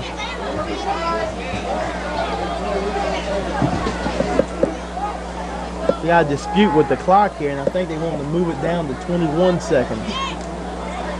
Well, I thought I just heard 45 seconds. Yeah, they've changed it to 45 seconds. They have reinstated some of the time. Remind everybody, half time, the concession stands are open on both sides. Apparently, the officials have decided that the coaching staff was calling timeout early enough, and they had some of the time reinstated. Just when you think you're the home team. That's quite right. There is something to be said about that. I think you're quite right, too. Oh! What an interception, Bo Williamson! Bo Williamson. Big Bo Williamson, number 85. I think he read that one from the snap of the ball. Well, you know, a couple of times they have hit that pass with this receiver, number 10, DJ Hughes. They've thrown that pass to DJ Hughes several times. And now Bo Williamson was right on top of it that time. I'll tell you what, the timing had to be exactly perfect, because as he did second late, it been a touchdown. You're very I think right, you're quite Gary. right in that. And they're looking deep. The ball again, the man who made the interception. And they almost gave it right back to him. Folks, I tell you, this is real exciting up here. You just don't know what's going to happen in a high school football game. We have 28 seconds left. Second down. And both coaches are pulling out the stops. And another thing for London, their kicker, Clark Tobin, when he kicks the extra point, they look like they'd be good from 50. I'll tell you what, it is very, very, very possible that we just might get into field goal range here. And I'm quite sure. A little confusion. He spins away, but brought down, and London's going to take a quick timeout. They need a timeout. Mike Harris, the ball carrier. 17 seconds to play. Brought down by number 20, Jake Carter, number 42, Scott Rice, and by number 65, Terry Cordell. Now the tables are turned. Timeout, London. Okay. Now, London wants to try to conserve as much of the clock as possible. There's 17 seconds left. Conserve as much of the clock as possible, but gain, say about 20 to 30 yards here. True. Set themselves up in the field goal range. And their kicker definitely has the range to kick anywhere from, I would say, the spotting of the ball, anywhere between the 20 and the 25, and add another 7 to that. And we're talking about 35, 40 yards. If you play it right, with 17 seconds, you have 3 plays left. They don't have to worry about timeouts. They have 2 left. That's right. And then also in high school ball, that any time that you gain a first down, the clock automatically stops for the reset. Exactly. So they have time for 3 plays. But the most important thing right now, they need to get a first down to enable them to get another play, because it's 3rd down about 12 right now. And they're looking to pass.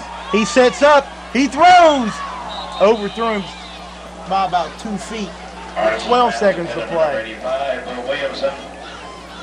Well, I think we'll look for a Hail Mary on this one. We're a little too far out for a field goal try. We have 12 seconds on the clock. I'd say Hail Mary. I don't know. I still think they can pull off 2 plays. They could run it across the middle, get the first down, timeout. Well, it's 4th down. It's 4th down and 12. If you don't go for the Hail Mary, you only have 12 seconds left on the clock. If you don't go for the Hail Mary, you might be able to hit something about 20 or 30 yards downfield, stop the clock, and get a shot. And they got They're going He's to there. the middle. He's there. He's low.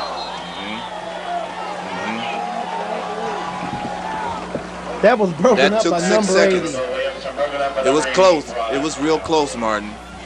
Ball goes over to Madison Plains, first down 10. Spot the ball at their own 40. 24-yard line. Now, I'm willing to bet you it's going to be some sort of a hitch and pitch pass where the quarterback will throw the ball downfield. He might throw it to an outside receiver and let him fake a little bit and then pitch it back to a back going down the sideline. Or we're going to just see a straight Hail Mary. They only got one man split wide. Oh, they're just going to set it down. They're just going to set it down. They're not going to take the chance on getting somebody injured at this time. That's a smart move. Yes. That's a smart move. It bodes well for the coaches here. That's the end of the first half. We come to the end of the first half. London Red Raiders go in at the half with a 14-7 lead.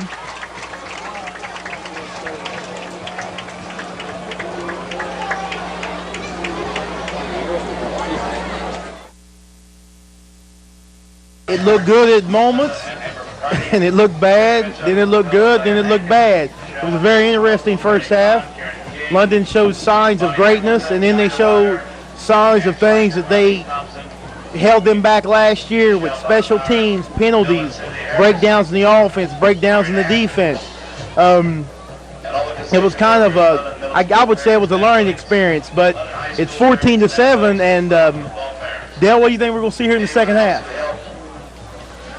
Well, I'll tell you, Martin, I think we're going to see a little more conservative ball on both of the respective ball clubs. Conservative offensively,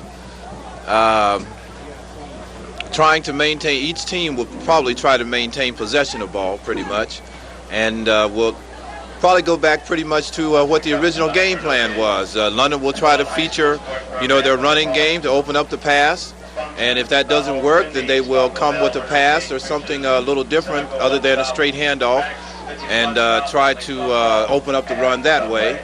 Madison Plains will probably come out and try to establish the run. But right now we know that Madison Plains is going to kick off to London. So London will have the first possession in the second half. And we're going to find out. We're going to find out just exactly what's going to transpire here. London getting warmed up, stretching the legs. Gary, you've been standing back there on the outside looking in. What do you expect to see this half? Once more, a reminder, it is policy of London City School Board of Education that smoking is not permitted in the home or visiting stadium bleachers. Your cooperation in providing a smoke-free environment in the stadium bleachers will be most appreciated. Thank you for not smoking in the stadium I bleachers. think they're kind of figuring out a Madison Plains game plan, and I really look for a different team this second half. That's what I'm looking for, too. I kind of hope London just goes ahead and just opens it wide up, because they are traditionally a second-half team. Yeah, every game seemed like last year, they turn on the second half and just go crazy. And I think there's a similar situation happened down in Plains last year. I think they scored something like about 20-some points in the second half. So it's going to be interesting to see, because like I say, Tony Brake has done a heck of a job with these kids. For those of you who bought tickets to the 50-50 raffle, get your tickets out. A nice big drawing tonight. Their size looks a lot different from last year, too. They seem to be a lot bigger than they were last year. When you find the winning ticket in your So pocket, are you ready for some get over football? to the We are ready for some football. north side. Who cares baseball's on strike? It's football season now. That's right. They can have all that baseball. Yeah. I'm ready for some real hard-hitting, rootin' tootin' football. Zero. Right. Everybody got that, right? 4, 2, 7, 7. 4, 2, 7, 7. Tell you what, it wouldn't be too much for to get some more enthusiasm from the crowd and from the London sideline. Last year, I don't remember this crowd and the sidelines being this quiet at really any moment. It was pure excitement. Well, I think that the crowd is probably getting, probably finding out, or they're taking a real hard look at the London Ball Club, and really don't know what to expect really from year to year. And the first half, is kind of indicative that we still don't know what to expect for the second half. True. And so, but yeah, you are right in the suggestion that the crowd could be a little more excited. and they'll probably perk up. This is the first cool fall night that we've had. And it's not officially fall yet. It's still late summer right now. And oh, now we're starting to have some people starting to holler out there. They're getting ready now. Well, that's good. They're winding up. Because I was getting scared I wasn't going to be able to hear a pulse, and this club is a tremendous ball club. You know, maybe the expectation is that they're waiting on the second half, knowing that London, like you said earlier, is traditionally a second half ball club. And now we're ready for the kickoff. And we're getting set. London will be receiving the ball on the south end of the field.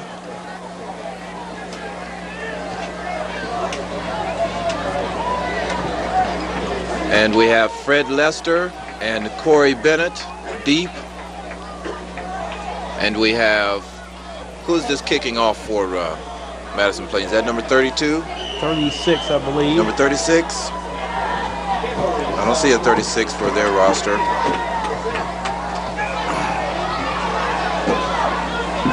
It's a short kick. He picked it up at the 20. Bennett takes it right back up the middle.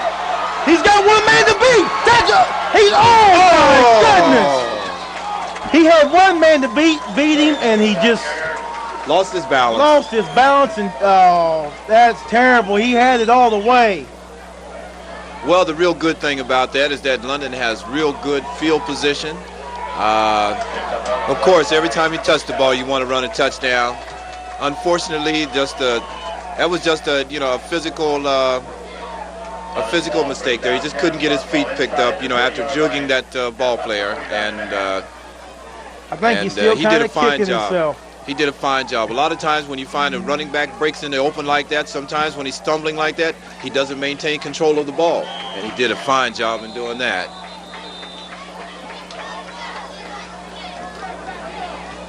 Official timeout. Penalty marker on the play. Dead ball. Encroachment. Encroachment against Madison Plains. 9 yards against Madison Plains. That'll move it to 1st and 5. Now Rec can open it up right there. They can try something now on 1st down.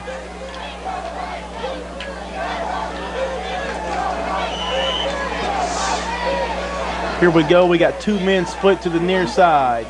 And power I backfield. Right back up. They're going in with the run. Corey Bennett, the ball carrier. Gain of 2. Brought down by number 20, Jake Garner. Number 38, Mike Hand. Lester in, Bennett out. It's been like a revolving door the whole game. Lester, Bennett, and Harris. As we see Bennett come out of the game right here, it looks like, oh, okay, he was just holding his arm a certain way as he was running off the field. He's bending over right now. It looks like he's going to be okay, though. He just might have took a little dinger right there. Straight hitter with the fullback, number 44, straight up the middle. Pulling him, dragging him, pushing him. Took 10 men to bring him down. Obviously, that's a first down. Brought down on the play by number 80, Brian Miles. Helped out by number 65. 2 conservative plays right off the bat. First down, London. Fairly conservative. Very good. Very Executed. efficient. Yes, very, very, very efficient and productive. Spot the ball at the Madison Plains 17-yard line. First down, 10. That's the one thing London does do best. They run the ball. That's what they do best. And here we go to Bennett over the right side. He's close to another first down. Boy, that Bennett gets up in the hole fast. Woo. 3 good runners that get up in the hole so fast. My goodness. I'll tell you another thing. We've got a really good plus here on this team is the fact that there haven't been any fumbles on London's side. That's true. They're not one. Not one fumble tonight, so that's really a plus for this team. Well, let's knock on wood and don't jinx anybody, okay? Let's knock on wood. That's right. Knock on wood. They've been holding on to the ball well. Last year they did have a problem with that. London's offensive line is doing a real good job, too. Do you believe he has the first down? Yeah, they've been opening up some nice holes. And The one where Harris scored the first touchdown in the game, that was a pretty big hole. I think I could have scored on that one, even at my age. First down, London. I'm not going to touch that one right now, Martin. I'll let that one alone. First and goal from the 5. They And give we got a it to quick pitch Harris, left, and he's going to try to go wide. and he will not make it, and he will be tackled for a loss. Back to the 10-yard line. Well, what that does also, that was first down. Okay, it's going to be second down and 10. Second down and goal.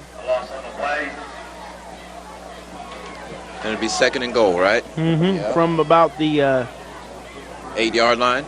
Yeah, from about the 8. That's one thing. London, they're in anything inside the 20-yard line is considered the red zone. A lot of teams have a problem scoring there because the field is shortened so much. But London really never has a problem scoring. They get inside the 20, it's pretty much a touchdown. And he almost went in right there.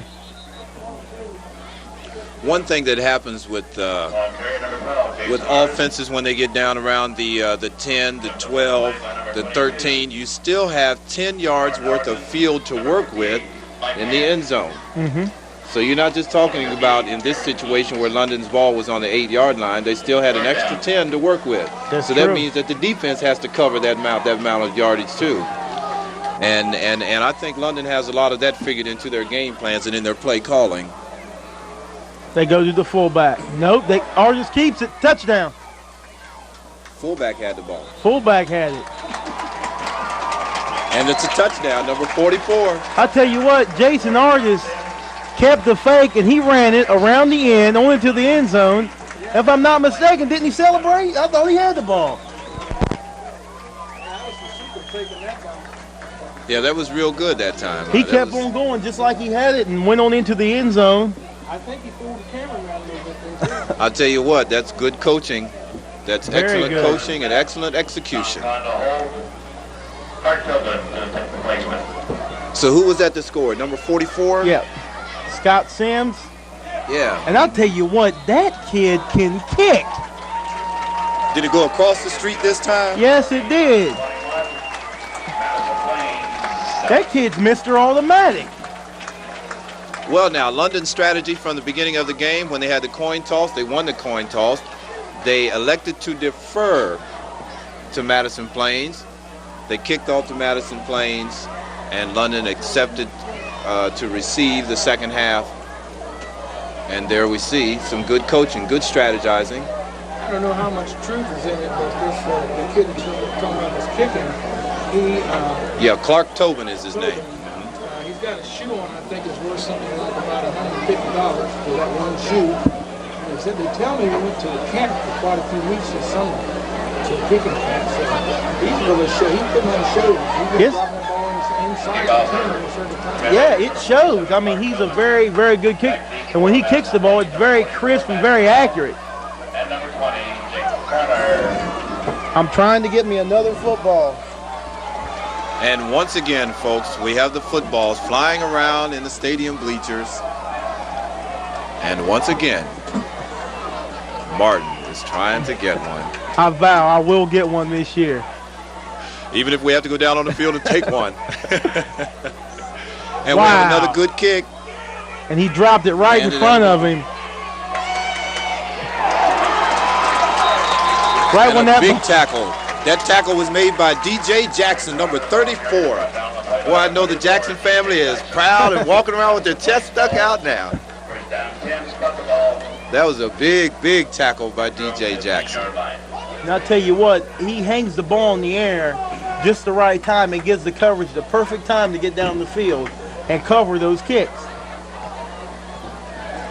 He's doing an excellent job. An excellent job. You know, he's also a soccer player, Clark Tobin. He's also a soccer is player. he? Yes. He divided his time between soccer and football practice. The football team allowed him to go practice with the soccer at a certain time. During the time of football practice, they allotted him time to go practice with the soccer team also. Mark my words, this kid will play a definite role in London State this year when it comes down at the end of the year when it comes down to playoff time. When you have a weapon like that, you can utilize it well in a close game, a close situation in the playoffs. Because once you hit the playoffs, everybody's good.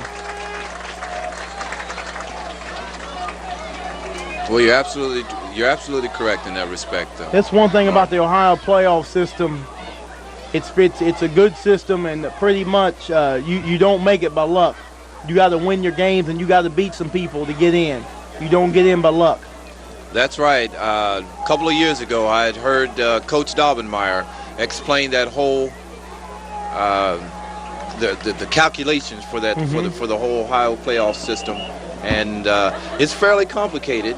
And sometimes you do have to rely on others, doing their job, on other teams, respectively, to do their job also, so that you can maintain points. Because you don't only gain points by beating the team that you have beaten, but you also gain points from them when they beat other ball clubs. Exactly. And it really sounds pretty much complicated. It looks complicated on the blackboard. And but London has fared really well the past 2 years, the past 3 years. Well, I tell you what, they got their work cut out for them this year, because I sincerely believe they're going to have to win, practically go undefeated this year to get into the playoffs. The way this move, and they know they went to 6 divisions now. Wow. So that's going to be a really big deal. I haven't kept up with the new calculating system that they may have this year, but if it takes for London to go 10-0 to get into the playoffs, or what is it, 9-0? What is it, 10 game schedule? Okay, if it's a 10-game schedule, the only thing they can do is just take them a week at a time. They'll add up. Third down. Basically, what's going to be the challenge this year is a lot of the teams, since we went to 6 divisions, a lot of the teams that were in the division above us have dropped down into our division. So it's going to be, and almost every one of these teams that dropped down were in the playoffs last year. Oh. He explained that. Look, there's that crossbuck action again. Misdirection crossbuck.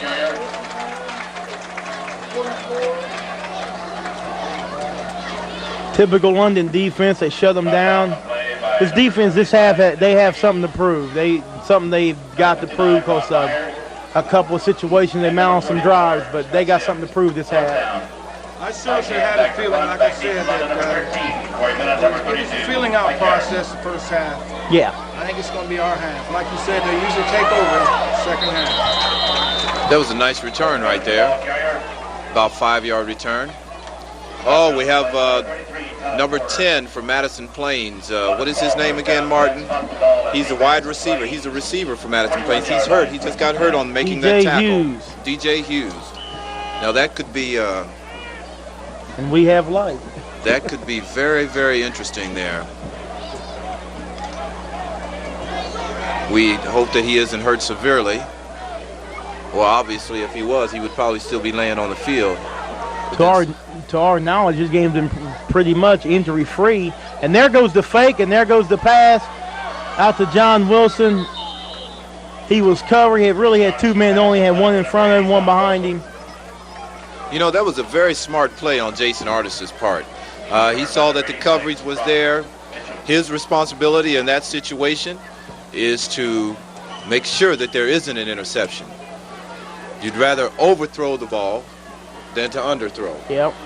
And that was a very smart play right there on his part. If that ball was picked off in the underthrow, that was a touchdown for Madison Plains, because they had nobody to stop him. And we have footballs going onto the field. Little footballs that you're trying to get. There goes the option to the short side. First down, Jason Artis. He can do it all, Martin. He can pass, he can throw, he makes quick decisions. He's not scared to keep that ball on the option, just running up in there. He can pass, throw, run, makes quick decisions, good decisions. And the thing about him, he could be 5 yards down the field, but if you notice, his running back will keep going with him because he's liable to pitch it at any moment. Something that I think might happen in this game, if London scores maybe once or twice more, that we just may see another good quarterback come into the game by the name of Sean Kahn. It's very possible getting them around. We got penalty flag down on the play. Close to another first down, but it's in that area again. I'll tell you what, this Jason Artis is really putting on a show. When he doesn't have the ball, it looks like he has the ball. Yes, he is. Art Howerton, a penalty marker on the play.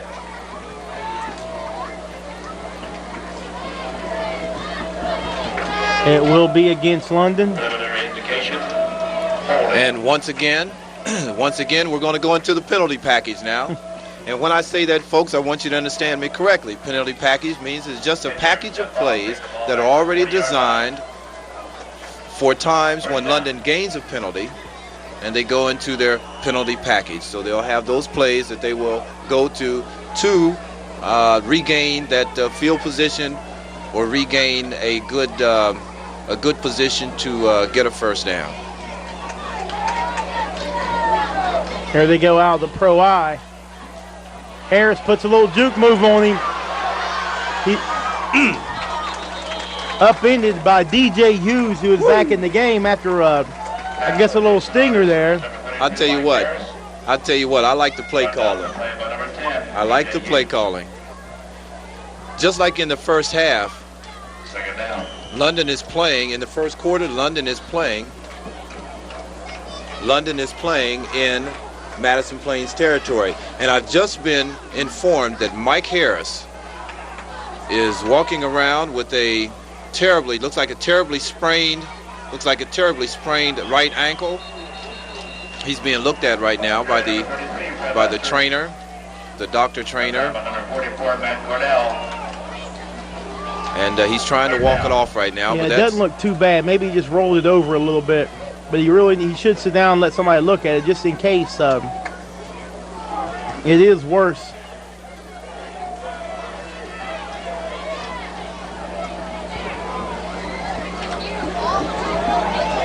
Looks to be really aggravating right now. You can tell young fellows like that, they don't want to come out of the game. They don't want any type of injury or anything.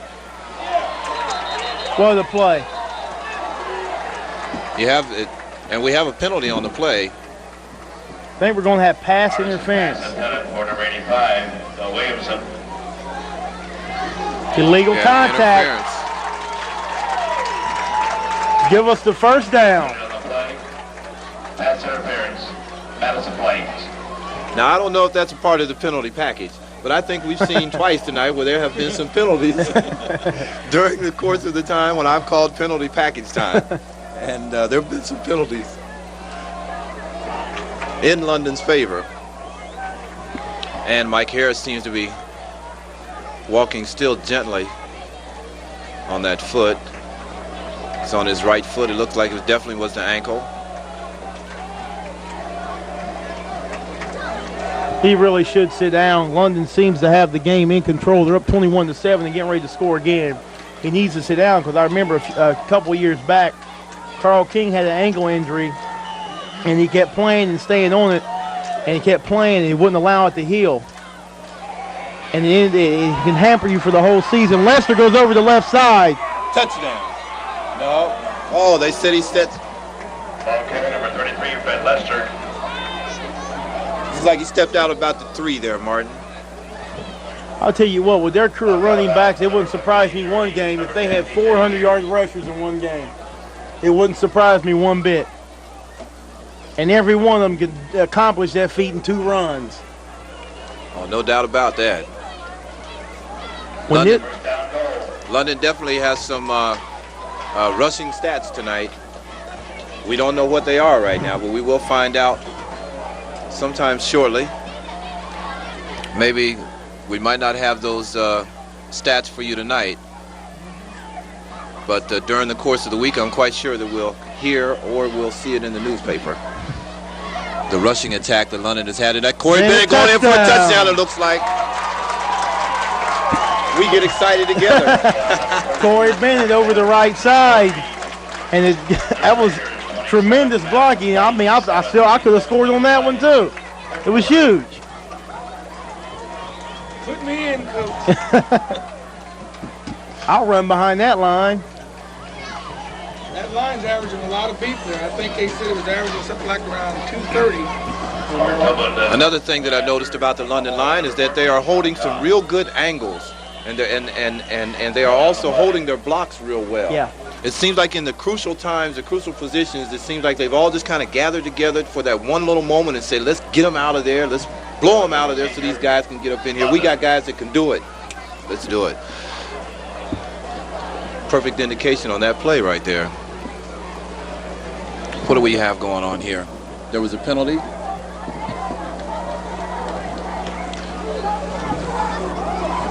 The way this kid kicks, I really don't think it's going to matter. Yeah. Now, from where you're sitting, I know that you'll be able to see exactly where the ball goes. We have encroachment on Madison Plains. Is it encroachment on Madison Plains? I think someone had to be lined up in the neutral zone. Legal procedure, London. I think it's London. And I still don't think it's going to matter. Well, this is good practice right here. Good practice for a field goal. They keep on, he will be trying a 50-yard field goal or extra point.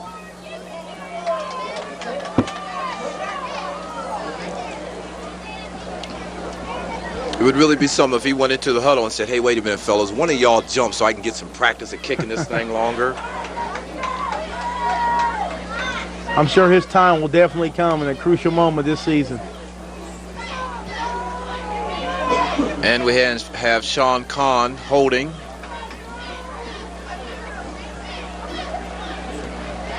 It's good. And no. Oh, it's no good. It looks like it was off to the left. It was off to the left. It had plenty of legs. Plenty of distance. Score remains London 27, Madison Plains 7. That was about a 30-yard extra point, and he just missed it to the left. But it still had plenty of leg on it. If the game was on the line, I wouldn't hesitate to put him on the field to kick the game winner.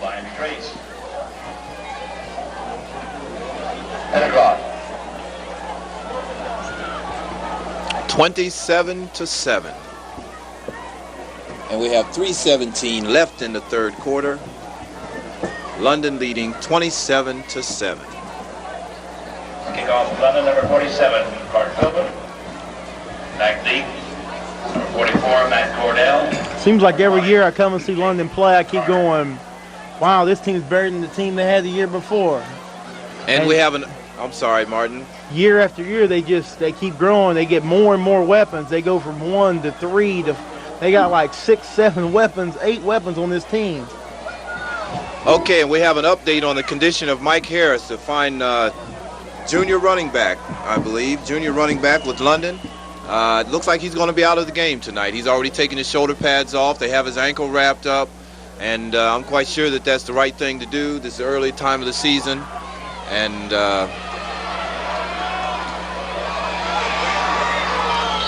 early time of the season, and I know Mike doesn't like that very much, but we want him to be healthy. His family wants him to be healthy, and it's not going to do him any good, or the team any good, actually, for him to still be out there on the field with that gimp. And so anyway, he's had a fine night tonight.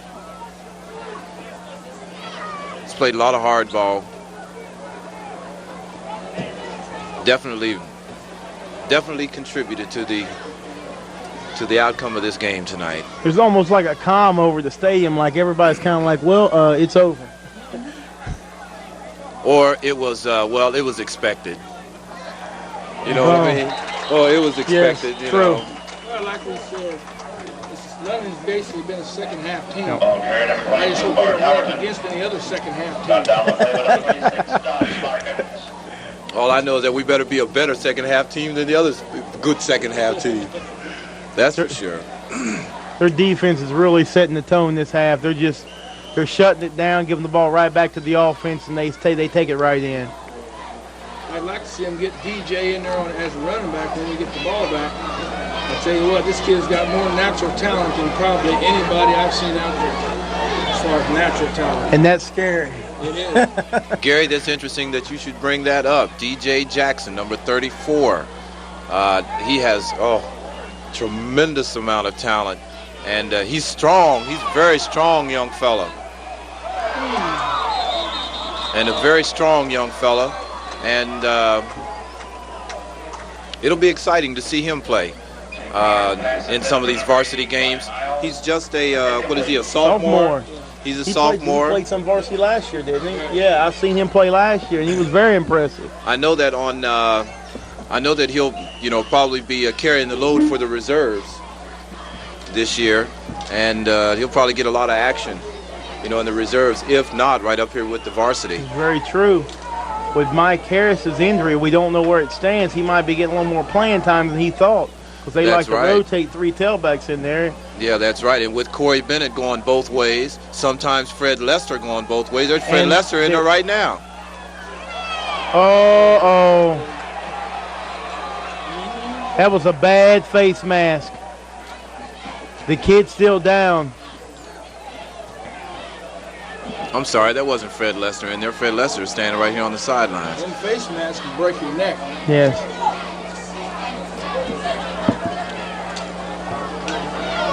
Well, we hope that the young fellow's okay. Can you see what number he is over there? No, I can't. It's a scary feeling when somebody grabs your face mask, because it happened to me once in a practice. And it's scary because, I've had other people, they've experienced temporary paralysis, and it's scary. All it takes is one quick jerk. Yeah, we hope he's all right. Well, that's why they do so much conditioning and everything nowadays. Well, even back when we were in school, we did a lot of conditioning as far as, the weights. And that was number 22. That's their ace running back. What's his name? Howerton. Barton Howerton. 67, Clay Miller. A face mask penalty against London, 15 yards. 6 foot, 185 pounds. Good sized running back, too. We hope that he's okay. And 43-yard line. I was listening to Carl talking about that little short ref out there. They said he wasn't a midget, he was a fidget. Now, let's leave the referees out of this thing. They're having a fine game as well. That's the first I've seen him this game. Where has he been? You'll lose him again here in a minute. I lost him in the grass.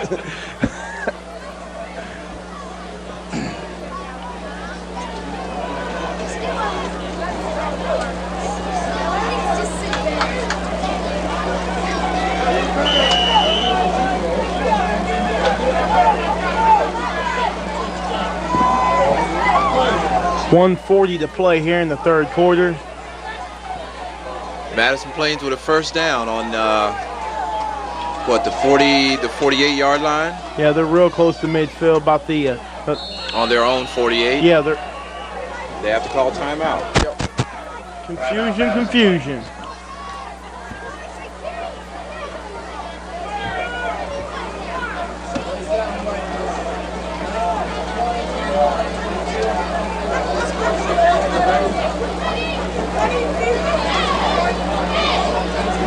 And we have a timeout on the field.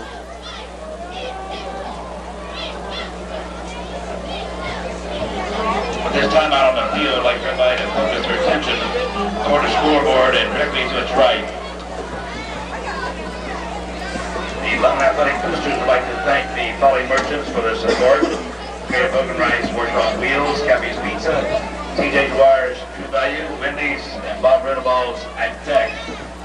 Also, Madison Landmark and White Tiger, whose banners will appear when London plays host to the Red Riders West Jefferson on September the 30th. If you're interested in displaying a banner, please contact the London Athletic Boosters.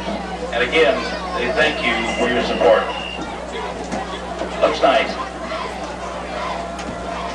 London still seemed pretty settled and pretty calm. Well, with the score of 27-7. I think I would be a little settled and a little calm right now, too. But we still have another whole quarter to go also. That's true, and I've seen this team. When this team gets intense and really puts it all together, they're really going to hurt some other teams. We're still in the 5-2 defense. They're looking to throw. He overthrew his receiver by about 5 yards. Pass intended for That was real good pass coverage by Sean Kahn. Excellent pass coverage. He would not let the receiver have that position. Now that was excellent coverage. Kept the receiver in front of him all the time during the whole pattern. This Red Raider team, they're starting to get the mentality when they step on the field, they expect to win. It takes a few years to build up a mentality and a tradition like that, but they build on it more and more every year. And that is crucial to the success of a program. If you expect to win.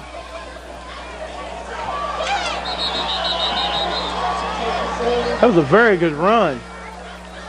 He broke a couple of tackles. We have a London ball player down on the field. Oh, he's okay. He just shook up just a little bit. 67, Clay Miller. I think this Madison Plains team, as the year goes on, they're going to surprise some people. They're going to surprise a few people and shock them. I look for them too. They don't look, even though the score says different, they've looked really good tonight. Yeah. Especially compared to where they came from with this Monday last year. Oh, exactly. Oh. You see, they're not in our leg, they're in a little bit different leg. And hopefully they're going to win them all, because if we win this, and every point they get goes. Exactly. Yeah, every victory that they receive, yeah. I think we get 5 points for every time they win if we win tonight. Plus, doesn't it? It depends on what division of school they play. Also. There he goes again. This kid don't want to be good grief! What a run! There is a run.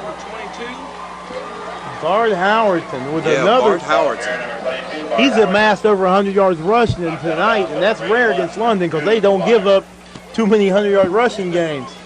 And he's rushed for at least 100 yards tonight. That kid's definitely going to be a 1,000-yard runner this year. Oh, no doubt about that. No doubt about that at all. He's a real good-looking running back too. These first games can fool you though, because they're ironing out the bugs and stuff like that. About third game in the season, we'll probably see a different team. It's good. There we Interception. go. Oh no! But that was real good coverage that time. He's been back here all night breaking them up. That was pretty close to being called an interception. An interception and then a fumble. Yeah. Yeah. He showed some real good athletic ability there, getting up in the air, the sky for that. That was Corey Bennett, wasn't Yes, it was. Got a flag down anyway. And they're talking with London's captain, so it must be against Madison Plains. And they're walking off the distance. It's a 5-yard penalty. First down and 15. I think Coach Godmar wanted to decline that penalty. 5 yards. They didn't look over at him, so I don't think he's too happy about that situation there. They're spreading it out just a little bit in the pro eye. Man split to each side, send the one to the far side in motion. Man. And they run it right back up the middle. And he look at the kid break tackles. Well, you can tell he's got some real strong legs. It's taking more than one. It's taking more than just one ball player to bring him down. Brought down the play with number 44, Scott Sims, number 26, Todd Sarkins. As Bart Howerton's his offense, as the Madison Plains line gels, he's gonna really amass some yards this year. 27, Madison Plains, 7.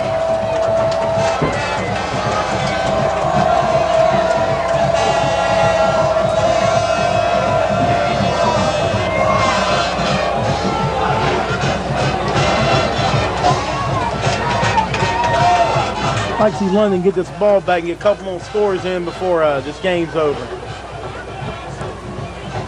Well, that would be interesting. Have a chance to work on some other things. And might get a chance to bring some other ball players into the game. They won't think we'll run up the score, will they? You know, there was a question about that. I can remember in the 1992 season that there was a question about running up the score. You know, and the coach caught a lot of flack behind that. But I don't think it really bothers him that much. It doesn't bother me particularly. You know, let's score. That's what a football game is for. Let's score.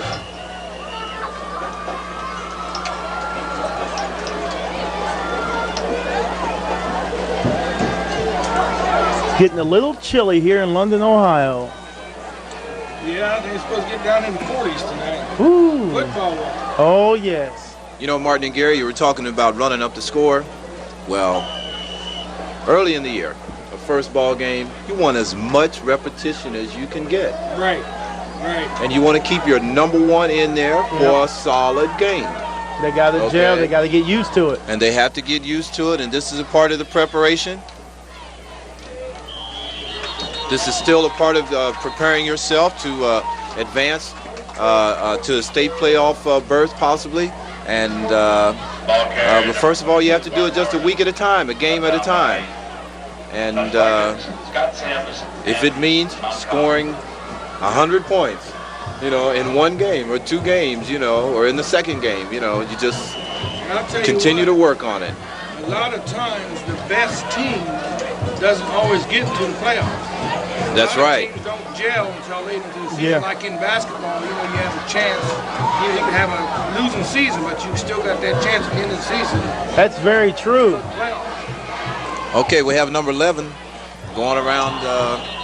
London's a Division III. London's a Division III ball club, and they're in the same division with a small school in Southern Ohio named Ironton. And we went to the state finals in football, and we also went to the Final Four in basketball.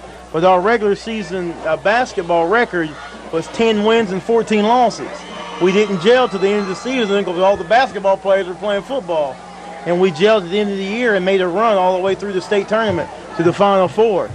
That's very true. Some teams don't gel to the end of the year. Yeah, and so football, this point system doesn't really bring you the best teams. I mean, it brings you off for a lot of good teams, but it doesn't necessarily mean it's the best teams that are in the playoffs.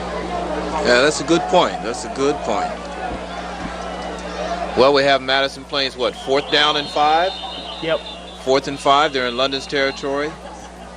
Around the play. Around the 22-yard line. And we have illegal procedure, it looks like. Illegal motion. Madison Plains. 5-yard step off. 4th and 10.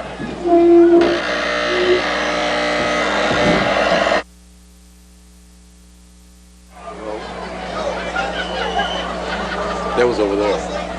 Where did it come from? Is that us? I don't think so.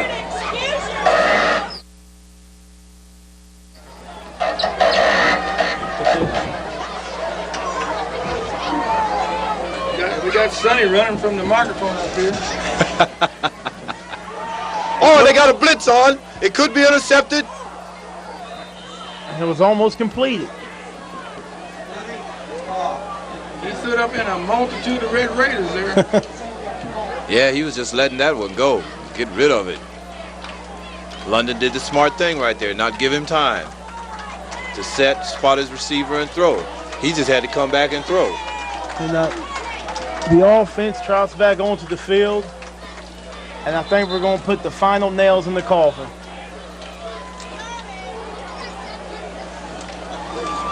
You don't see very many Red Raider ball games where they don't break a big long one for a TD. Watch out.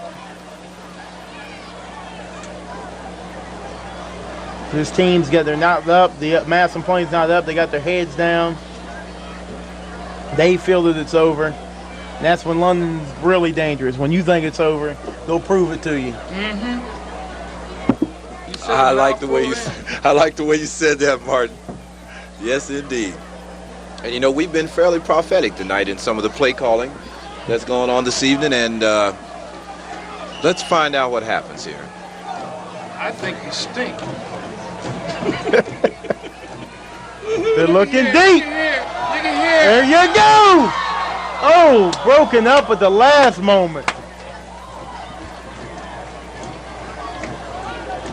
If he would have aired that out just a little bit farther, he had him in stride. Or even earlier. Woo! Even earlier. If he'd aired it out earlier, because he had good separation. Bo Williamson had good separation from the defensive backs like right here at the 50. You see, there's another situation where Bo Williamson ran on that 1x400. That's right. That's right. In the state finals this year. That's right. And finished, I think they placed second. So he has some good speed. Good block. Corey Bennett.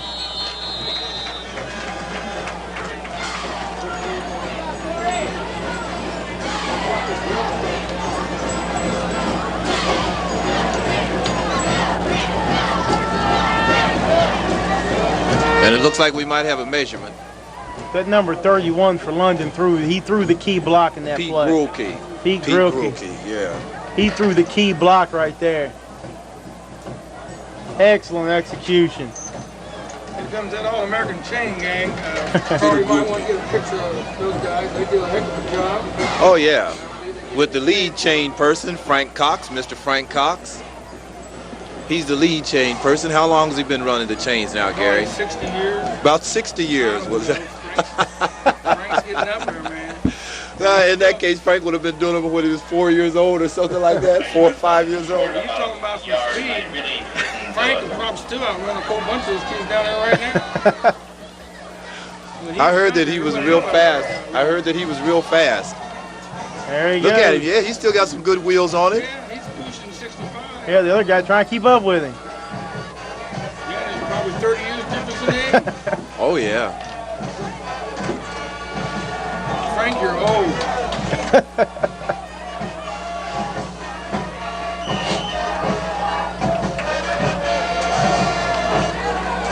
Fred Lester, big hit at the line of scrimmage. I don't believe he's got the first down. Depends on the mark. I'll tell you what. I'll tell you what. Usually, I'll tell you what, Martin. Usually, when you talk about big hits, They gave it to him first down. when you talk about big hits, you're usually talking about a defensive guy hitting the offensive guy. But this time, it was an offensive guy hitting the defensive guy. That was a big hit. Fred Lester with the big hit going for the first down.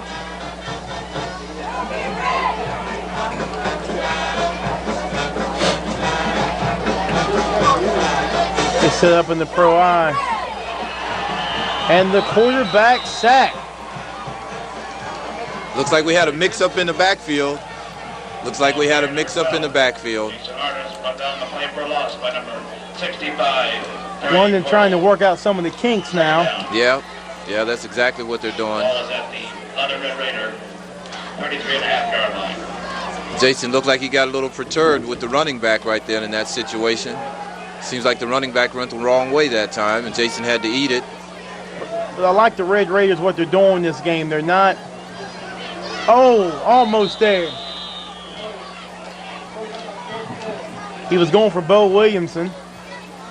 Yeah, that was just one of those about a 10-yard slant in pattern. London's not trying to get too flashy. They haven't showed anything major. And if you don't need it to win, then why do it? And that's going to be good because every team they play is going to view this tape and they're going to see it. Yeah, that's a good point that you make there, Martin. I'll tell you what, from a few years ago, London's really opened up their formations that they run their plays out of. There goes Jason Artis. He's Look taking at off the again. He's got one man to beat. He's looking for a Look at that. Oh, my goodness. What a run. I got to give you some dap on that one. Oh, my goodness. I got to give you some dap on that one. I got a little excited on that, too. My goodness, we were talking about that breakaway somewhere along the road here. Goodness gracious. My. They had the perfect opportunity for open field tackle, and before he get within 10 yards of him, he just made a move, and the kid was on the ground, didn't even touch him. 3 years ago. He's so dangerous. Yeah, 3 years ago when I saw him. He's just so quick. I think he runs 40 in like 4.5, 4.6. And out that's the Flames. He was on that track team too. He was older. Good decision making on his part right there. Stepped up, saw the rush from the outside, felt that heat from the outside, stepped up into the pocket, saw that there wasn't anybody there, and took off with it. And that Seems like Madison Plains forgot all about the fact that he could run. They were running with everybody else. They forgot about that he could run. And that might put him over 100 yards for the night, too, with that big run right there. That's right. Probably, I would say it did. That's right.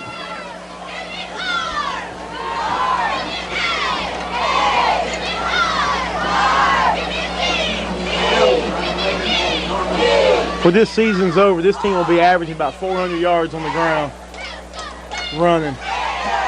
And when they I get wouldn't doubt that, and that might be a conservative estimate at that. And when they get the kinks worked out in the passing game, their total offense is going to be incredible. See, another thing that happened with us this year is we went into the upper bracket of the league. You know, they have 2 brackets in our league. And they put it in. Last year we were in the lower bracket. DJ Jackson! There he goes. Over the left side, the sophomore. Pump it up. Getting some PT. Ball carrier number 34, DJ Jackson. Runs out with number 58, Darren Eads. Second down. When they put you in the upper bracket, you mean like the bigger schools? Well, you're in the higher class of the players, like the better team. We're in that bracket now. Okay. Well, folks, we're having our first look at DJ Jackson. He just had his first run the previous play. He's strong. And he's got it again. He's carrying Look people. at him. Ooh. He's strong. He's much stronger than he was a couple of years ago. Yes, And I said, he well, is. naturally, because he's grown up quite a bit now. But he is just naturally strong, and plus he's staying in the weight room Goodness, I quite a bit now. thought that was Carl King out there for a second. First down. Goodness gracious, that kid can really run. It's inside the 5. You know, he reminds me of Say Herschel Carl King Walker. Jr. He Say reminds me, Carl. wearing number 34. Look, there he goes again. He's in for the touchdown. No, he didn't make it. Let's hope. Oh, he goes up in there with a rip and a snort, doesn't he? He does remind you of a Herschel Walker He's tough type. now. Yeah, he reminds me of a Herschel Walker wearing that number 34. Strong. That's what I was saying And earlier. We fast. go about 3 and 4 deep in running backs. In a lot of positions, running Well, backs. you're at least 4 deep right here because you're talking about Lester, Lester, Harris, Bennett, Jackson. and now you're talking about Jackson. Incredible. Jackson just seems to have just natural sense as to where he is and the turns to make. He didn't make it in that time. He had to do a stutter step on that one trying to get in. Ball carrier number 34, DJ Jackson. Well, we're right down there at the goal line, aren't we? Yeah, they're close. Terry Cordell. They're on the 1. Let You him know, go I was ahead and looking get at Roger Red Reynolds when they inducted him in the Hall of Fame, and they was talking about playing with the Giants and all these teams he played with. And to look at him standing down there, you're going to say, how can this little man do all that? But he's the same size he was when he played pro football. Is that right? Exact same size. Well, that's a testament to it's not necessarily what your size is. It isn't necessarily what your size is. It's the heart that you have in you. Yeah. And the Red Raiders take it over for another score. I know we went up to the New York team. They said they had a big article on the red-headed wonder. Number 30, Andy Routeball. Andy Routeball scored for London. On the hole. Mark Douglas to attempt the placement. The score, London 33, Madison Plains 7. Like we said, London's the second half team, and they're showing it again. Yes, they are. And Think that's no good. No, he missed it. I think you guys bragged on that kicker too soon. Kick is no good. Didn't mean to jinx him. London 33, Madison Plains 7. So if you're going to miss him, this is the time to do it. Well, it's been an exciting night again, Martin. Exciting night. You know, London had that ball for how long? They got it at the... Yeah, almost 6 minutes. They've had the ball almost 6 minutes. That was a 6-minute drive. Yep. Now, if that won't take some of the starch out of you. Yes, it will. And we're getting ready. 4 more minutes and they could have been in West Jeff. That's pretty good, Gary. Are we trying to tell West Jeff something? Those They're little coming. balls that you didn't get, they were sponsored by Chuck Spinning, Nationwide Insurance, and by Norris Motors. And Coach Dave Daubenmeyer just came by and gave Jason Artis a high five. Crowd slowly filing out. How much time we got? You got almost 7 minutes to play. Yeah, 6:46. And everybody's leaving. The scary thing is with the score 33-7, 7 minutes to play, and this team did not play with the intensity that they can play with, and what a Good kick. kick. Good kick. Oh, it Good. lands into the And end he zone. better get it. It hit on about the 5 and went on into the end zone.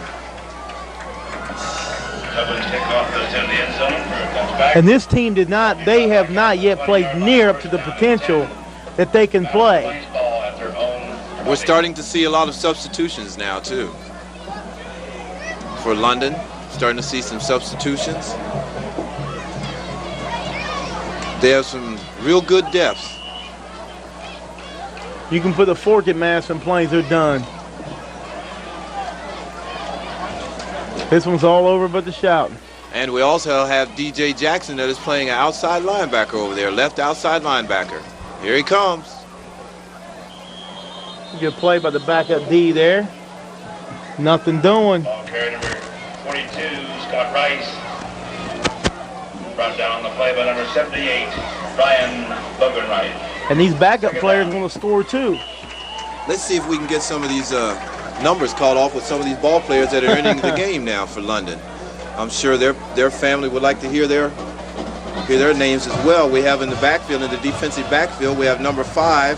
That's Mark Nelson. And we also have number 29, which is Matt Ruffner. At right tackle, you have Jim Stewart, number 99. Number 99. When's the last time you saw number 99 on London's team, Gary? When's the last time you saw number 99 on London's team? It's so close to 100, I don't know. There's a 99 out there? Yes, it is. At the Jim right Stewart. defensive tackle. 99. Take it down. Yeah, Jim Stewart. Big Jim Stewart.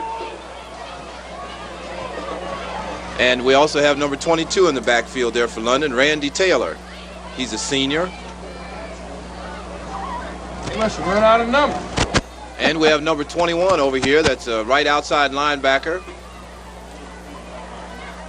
And his name is, that's Brad Teal. That's Brad Teal. I know his father, Tom, pretty well. That's Brad Teal. He's also a kicker with the ball club. Yes, he is. He kicked last year for him. And we have DJ Jackson coming out of the game right now. They might be saving him for the next series of downs at London when London takes possession. Yeah, I know. Goodness gracious. Yeah, because I thought the Teal would be the kicker. I didn't know that Tobin had really come on there. But he's only going to take a sophomore. And you know what? We haven't talked much at all about the quarterback position other than with Jason Artis. We did make reference to the second string quarterback who in his own right could be a starter, is Sean Kahn. But then let me tell you something. London has a sophomore. He's either a sophomore quarterback. His name is Jared Alexander. He's tough. He's going to be a ball player somewhere. There's no doubt about that. But he's a good quarterback. You can get, if you have the opportunity sometimes on a Saturday morning, because I'm sure he'll be quarterbacking with the reserves, and on Thursdays with the freshmen, I think. Yeah, I think so. He's got a good arm. I don't think he'll be like a freshman. He'll have to play reserve. Him with you got two seniors. Let me see. What is the backup and the starter both seniors. Okay, he's a sophomore. So they got That's somebody right. ready to move up, hopefully. That's right. He's a sophomore. Yeah. Ball through 45-yard line.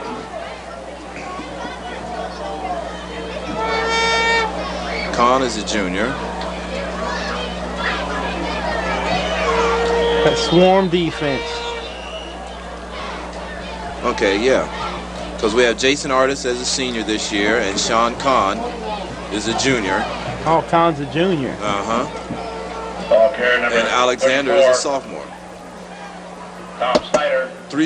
Two more good years after this one, buddy. Goodness gracious. Brought down the play by number 23, Don Raines. Second down. But they're getting in that mentality. You never rebuild. A good program never rebuilds. They just reload. Well said, Martin. Well said. Take out the 6 shooters. Load them up. Just reload your Again and guns. again. That's all you do. You don't rebuild your team. You don't rebuild a high school team. You just reload it. And it also looks as well that Madison Plains has changed their lineup. They're using some substitutes right now. We have quarterback number 8. That is Ben Coleman. Ben Coleman is a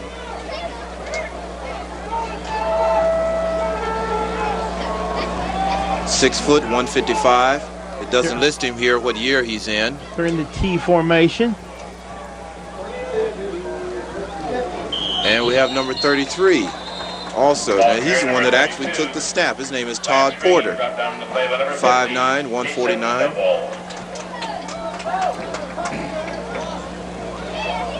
Lance Green on the carry. 4th and 5 yards to go. 4th and 5. Folks, we just might have an opportunity to see some of London's younger ball players, some of their underclassmen getting into the game. We just may see Sean Kahn coming into quarterback.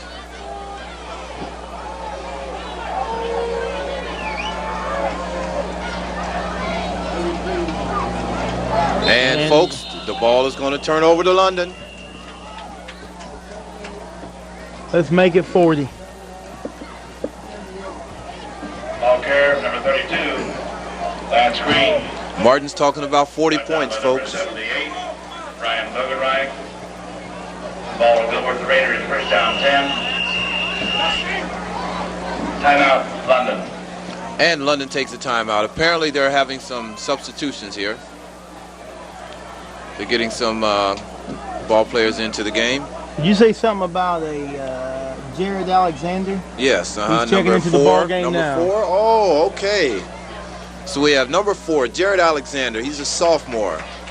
5'11", 145 pounds. I know his father well. His father and I were in school together, Martin. Mike Alexander. And his father was a split end with London's team and to London High Red Raiders. And he was also one of the real sharpshooters for the London basketball team. Right. So it runs in the family. Oh, yes. Oh, yes.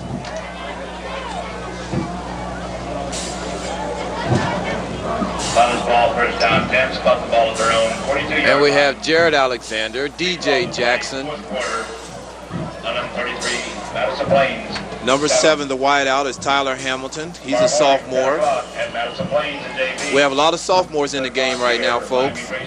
Good experience. Who's that, for number him. 35 at fullback? There he goes. Ty Dowler. Oh, he broke a tackle, still going. That was a very good goodness. play.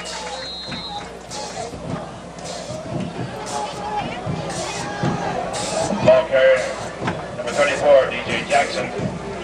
Brought down on the play by number These 4, backups want to score bad. What'd you say? These backups really want to score bad. You can tell the way they're playing. Yeah. By the way they're playing, they really want to score back. Number 23, who do we have here? Number 23, Donnie Raines. Little Donnie Raines. I remember his father well. Here we go with DJ Jackson running again. Just Breaking running right another through him. tackle. Just running right through him. Look at taking 3 They or 4 can hardly ball bring players him to tackle down. Gain of tackle 12 this young yards man. on the Gain play. of 12 yards and a first down. Ball carrier, number 34, DJ Jackson. Brought down the play by number 81, Tim Carson. Serious legs. Serious. Jeff And his upper Niemeyer. body, when you see him out on the street and you look at his upper body, he's a strong young fella. He could play a major role in London's part going all the way this year. You would be surprised. No doubt It about takes a that. whole team to go all the way. Thank you. Here they go again with DJ Jackson. There he goes. He's Straight breaking up. more tackles. Only thing that he's 3, gonna 4 have to to- bring him down. Only thing that he must continue to do consistently is when he's getting ready to get make contact or lower his shoulders just a little bit more. He'll find out that his angle of running. When he makes contact, it will make his legs twice as strong as what he is just catching people when he's running straight up and down. Hit them before they hit you.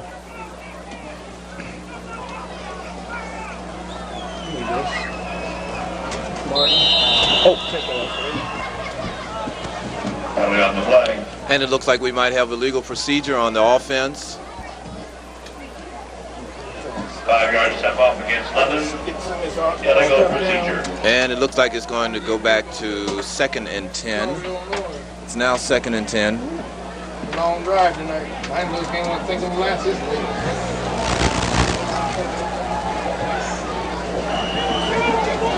London wants one more score with about 30 to play here in the game.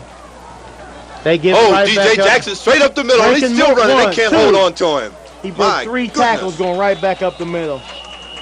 He's got a beautiful limp leg with him. You know, there's that what you call a limp leg move. Number 34, DJ Jackson.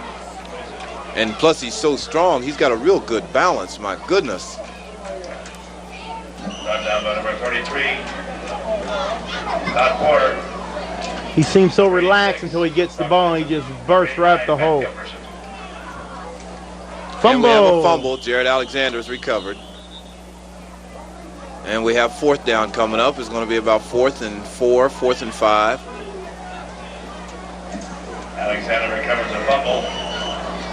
Brings up 4th down.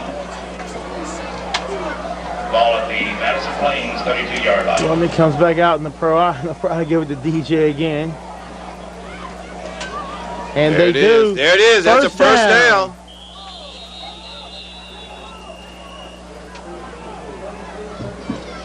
London's trying to hurry up, get on the ball because they do want one more score with just seconds left to play. I'm down by number 32, Lance Green, number 33, Todd. They hurry up with the snap. And clock they're taking stops. time out because they're going to have a measurement. And folks out there in TV land, the stands here are emptying. They give them the first down. And London has a first down. 33 seconds left in the ball game. And it has been a most exciting evening. They give it there to he him goes again. He might take it all the way. Side. Ooh, just lost his balance.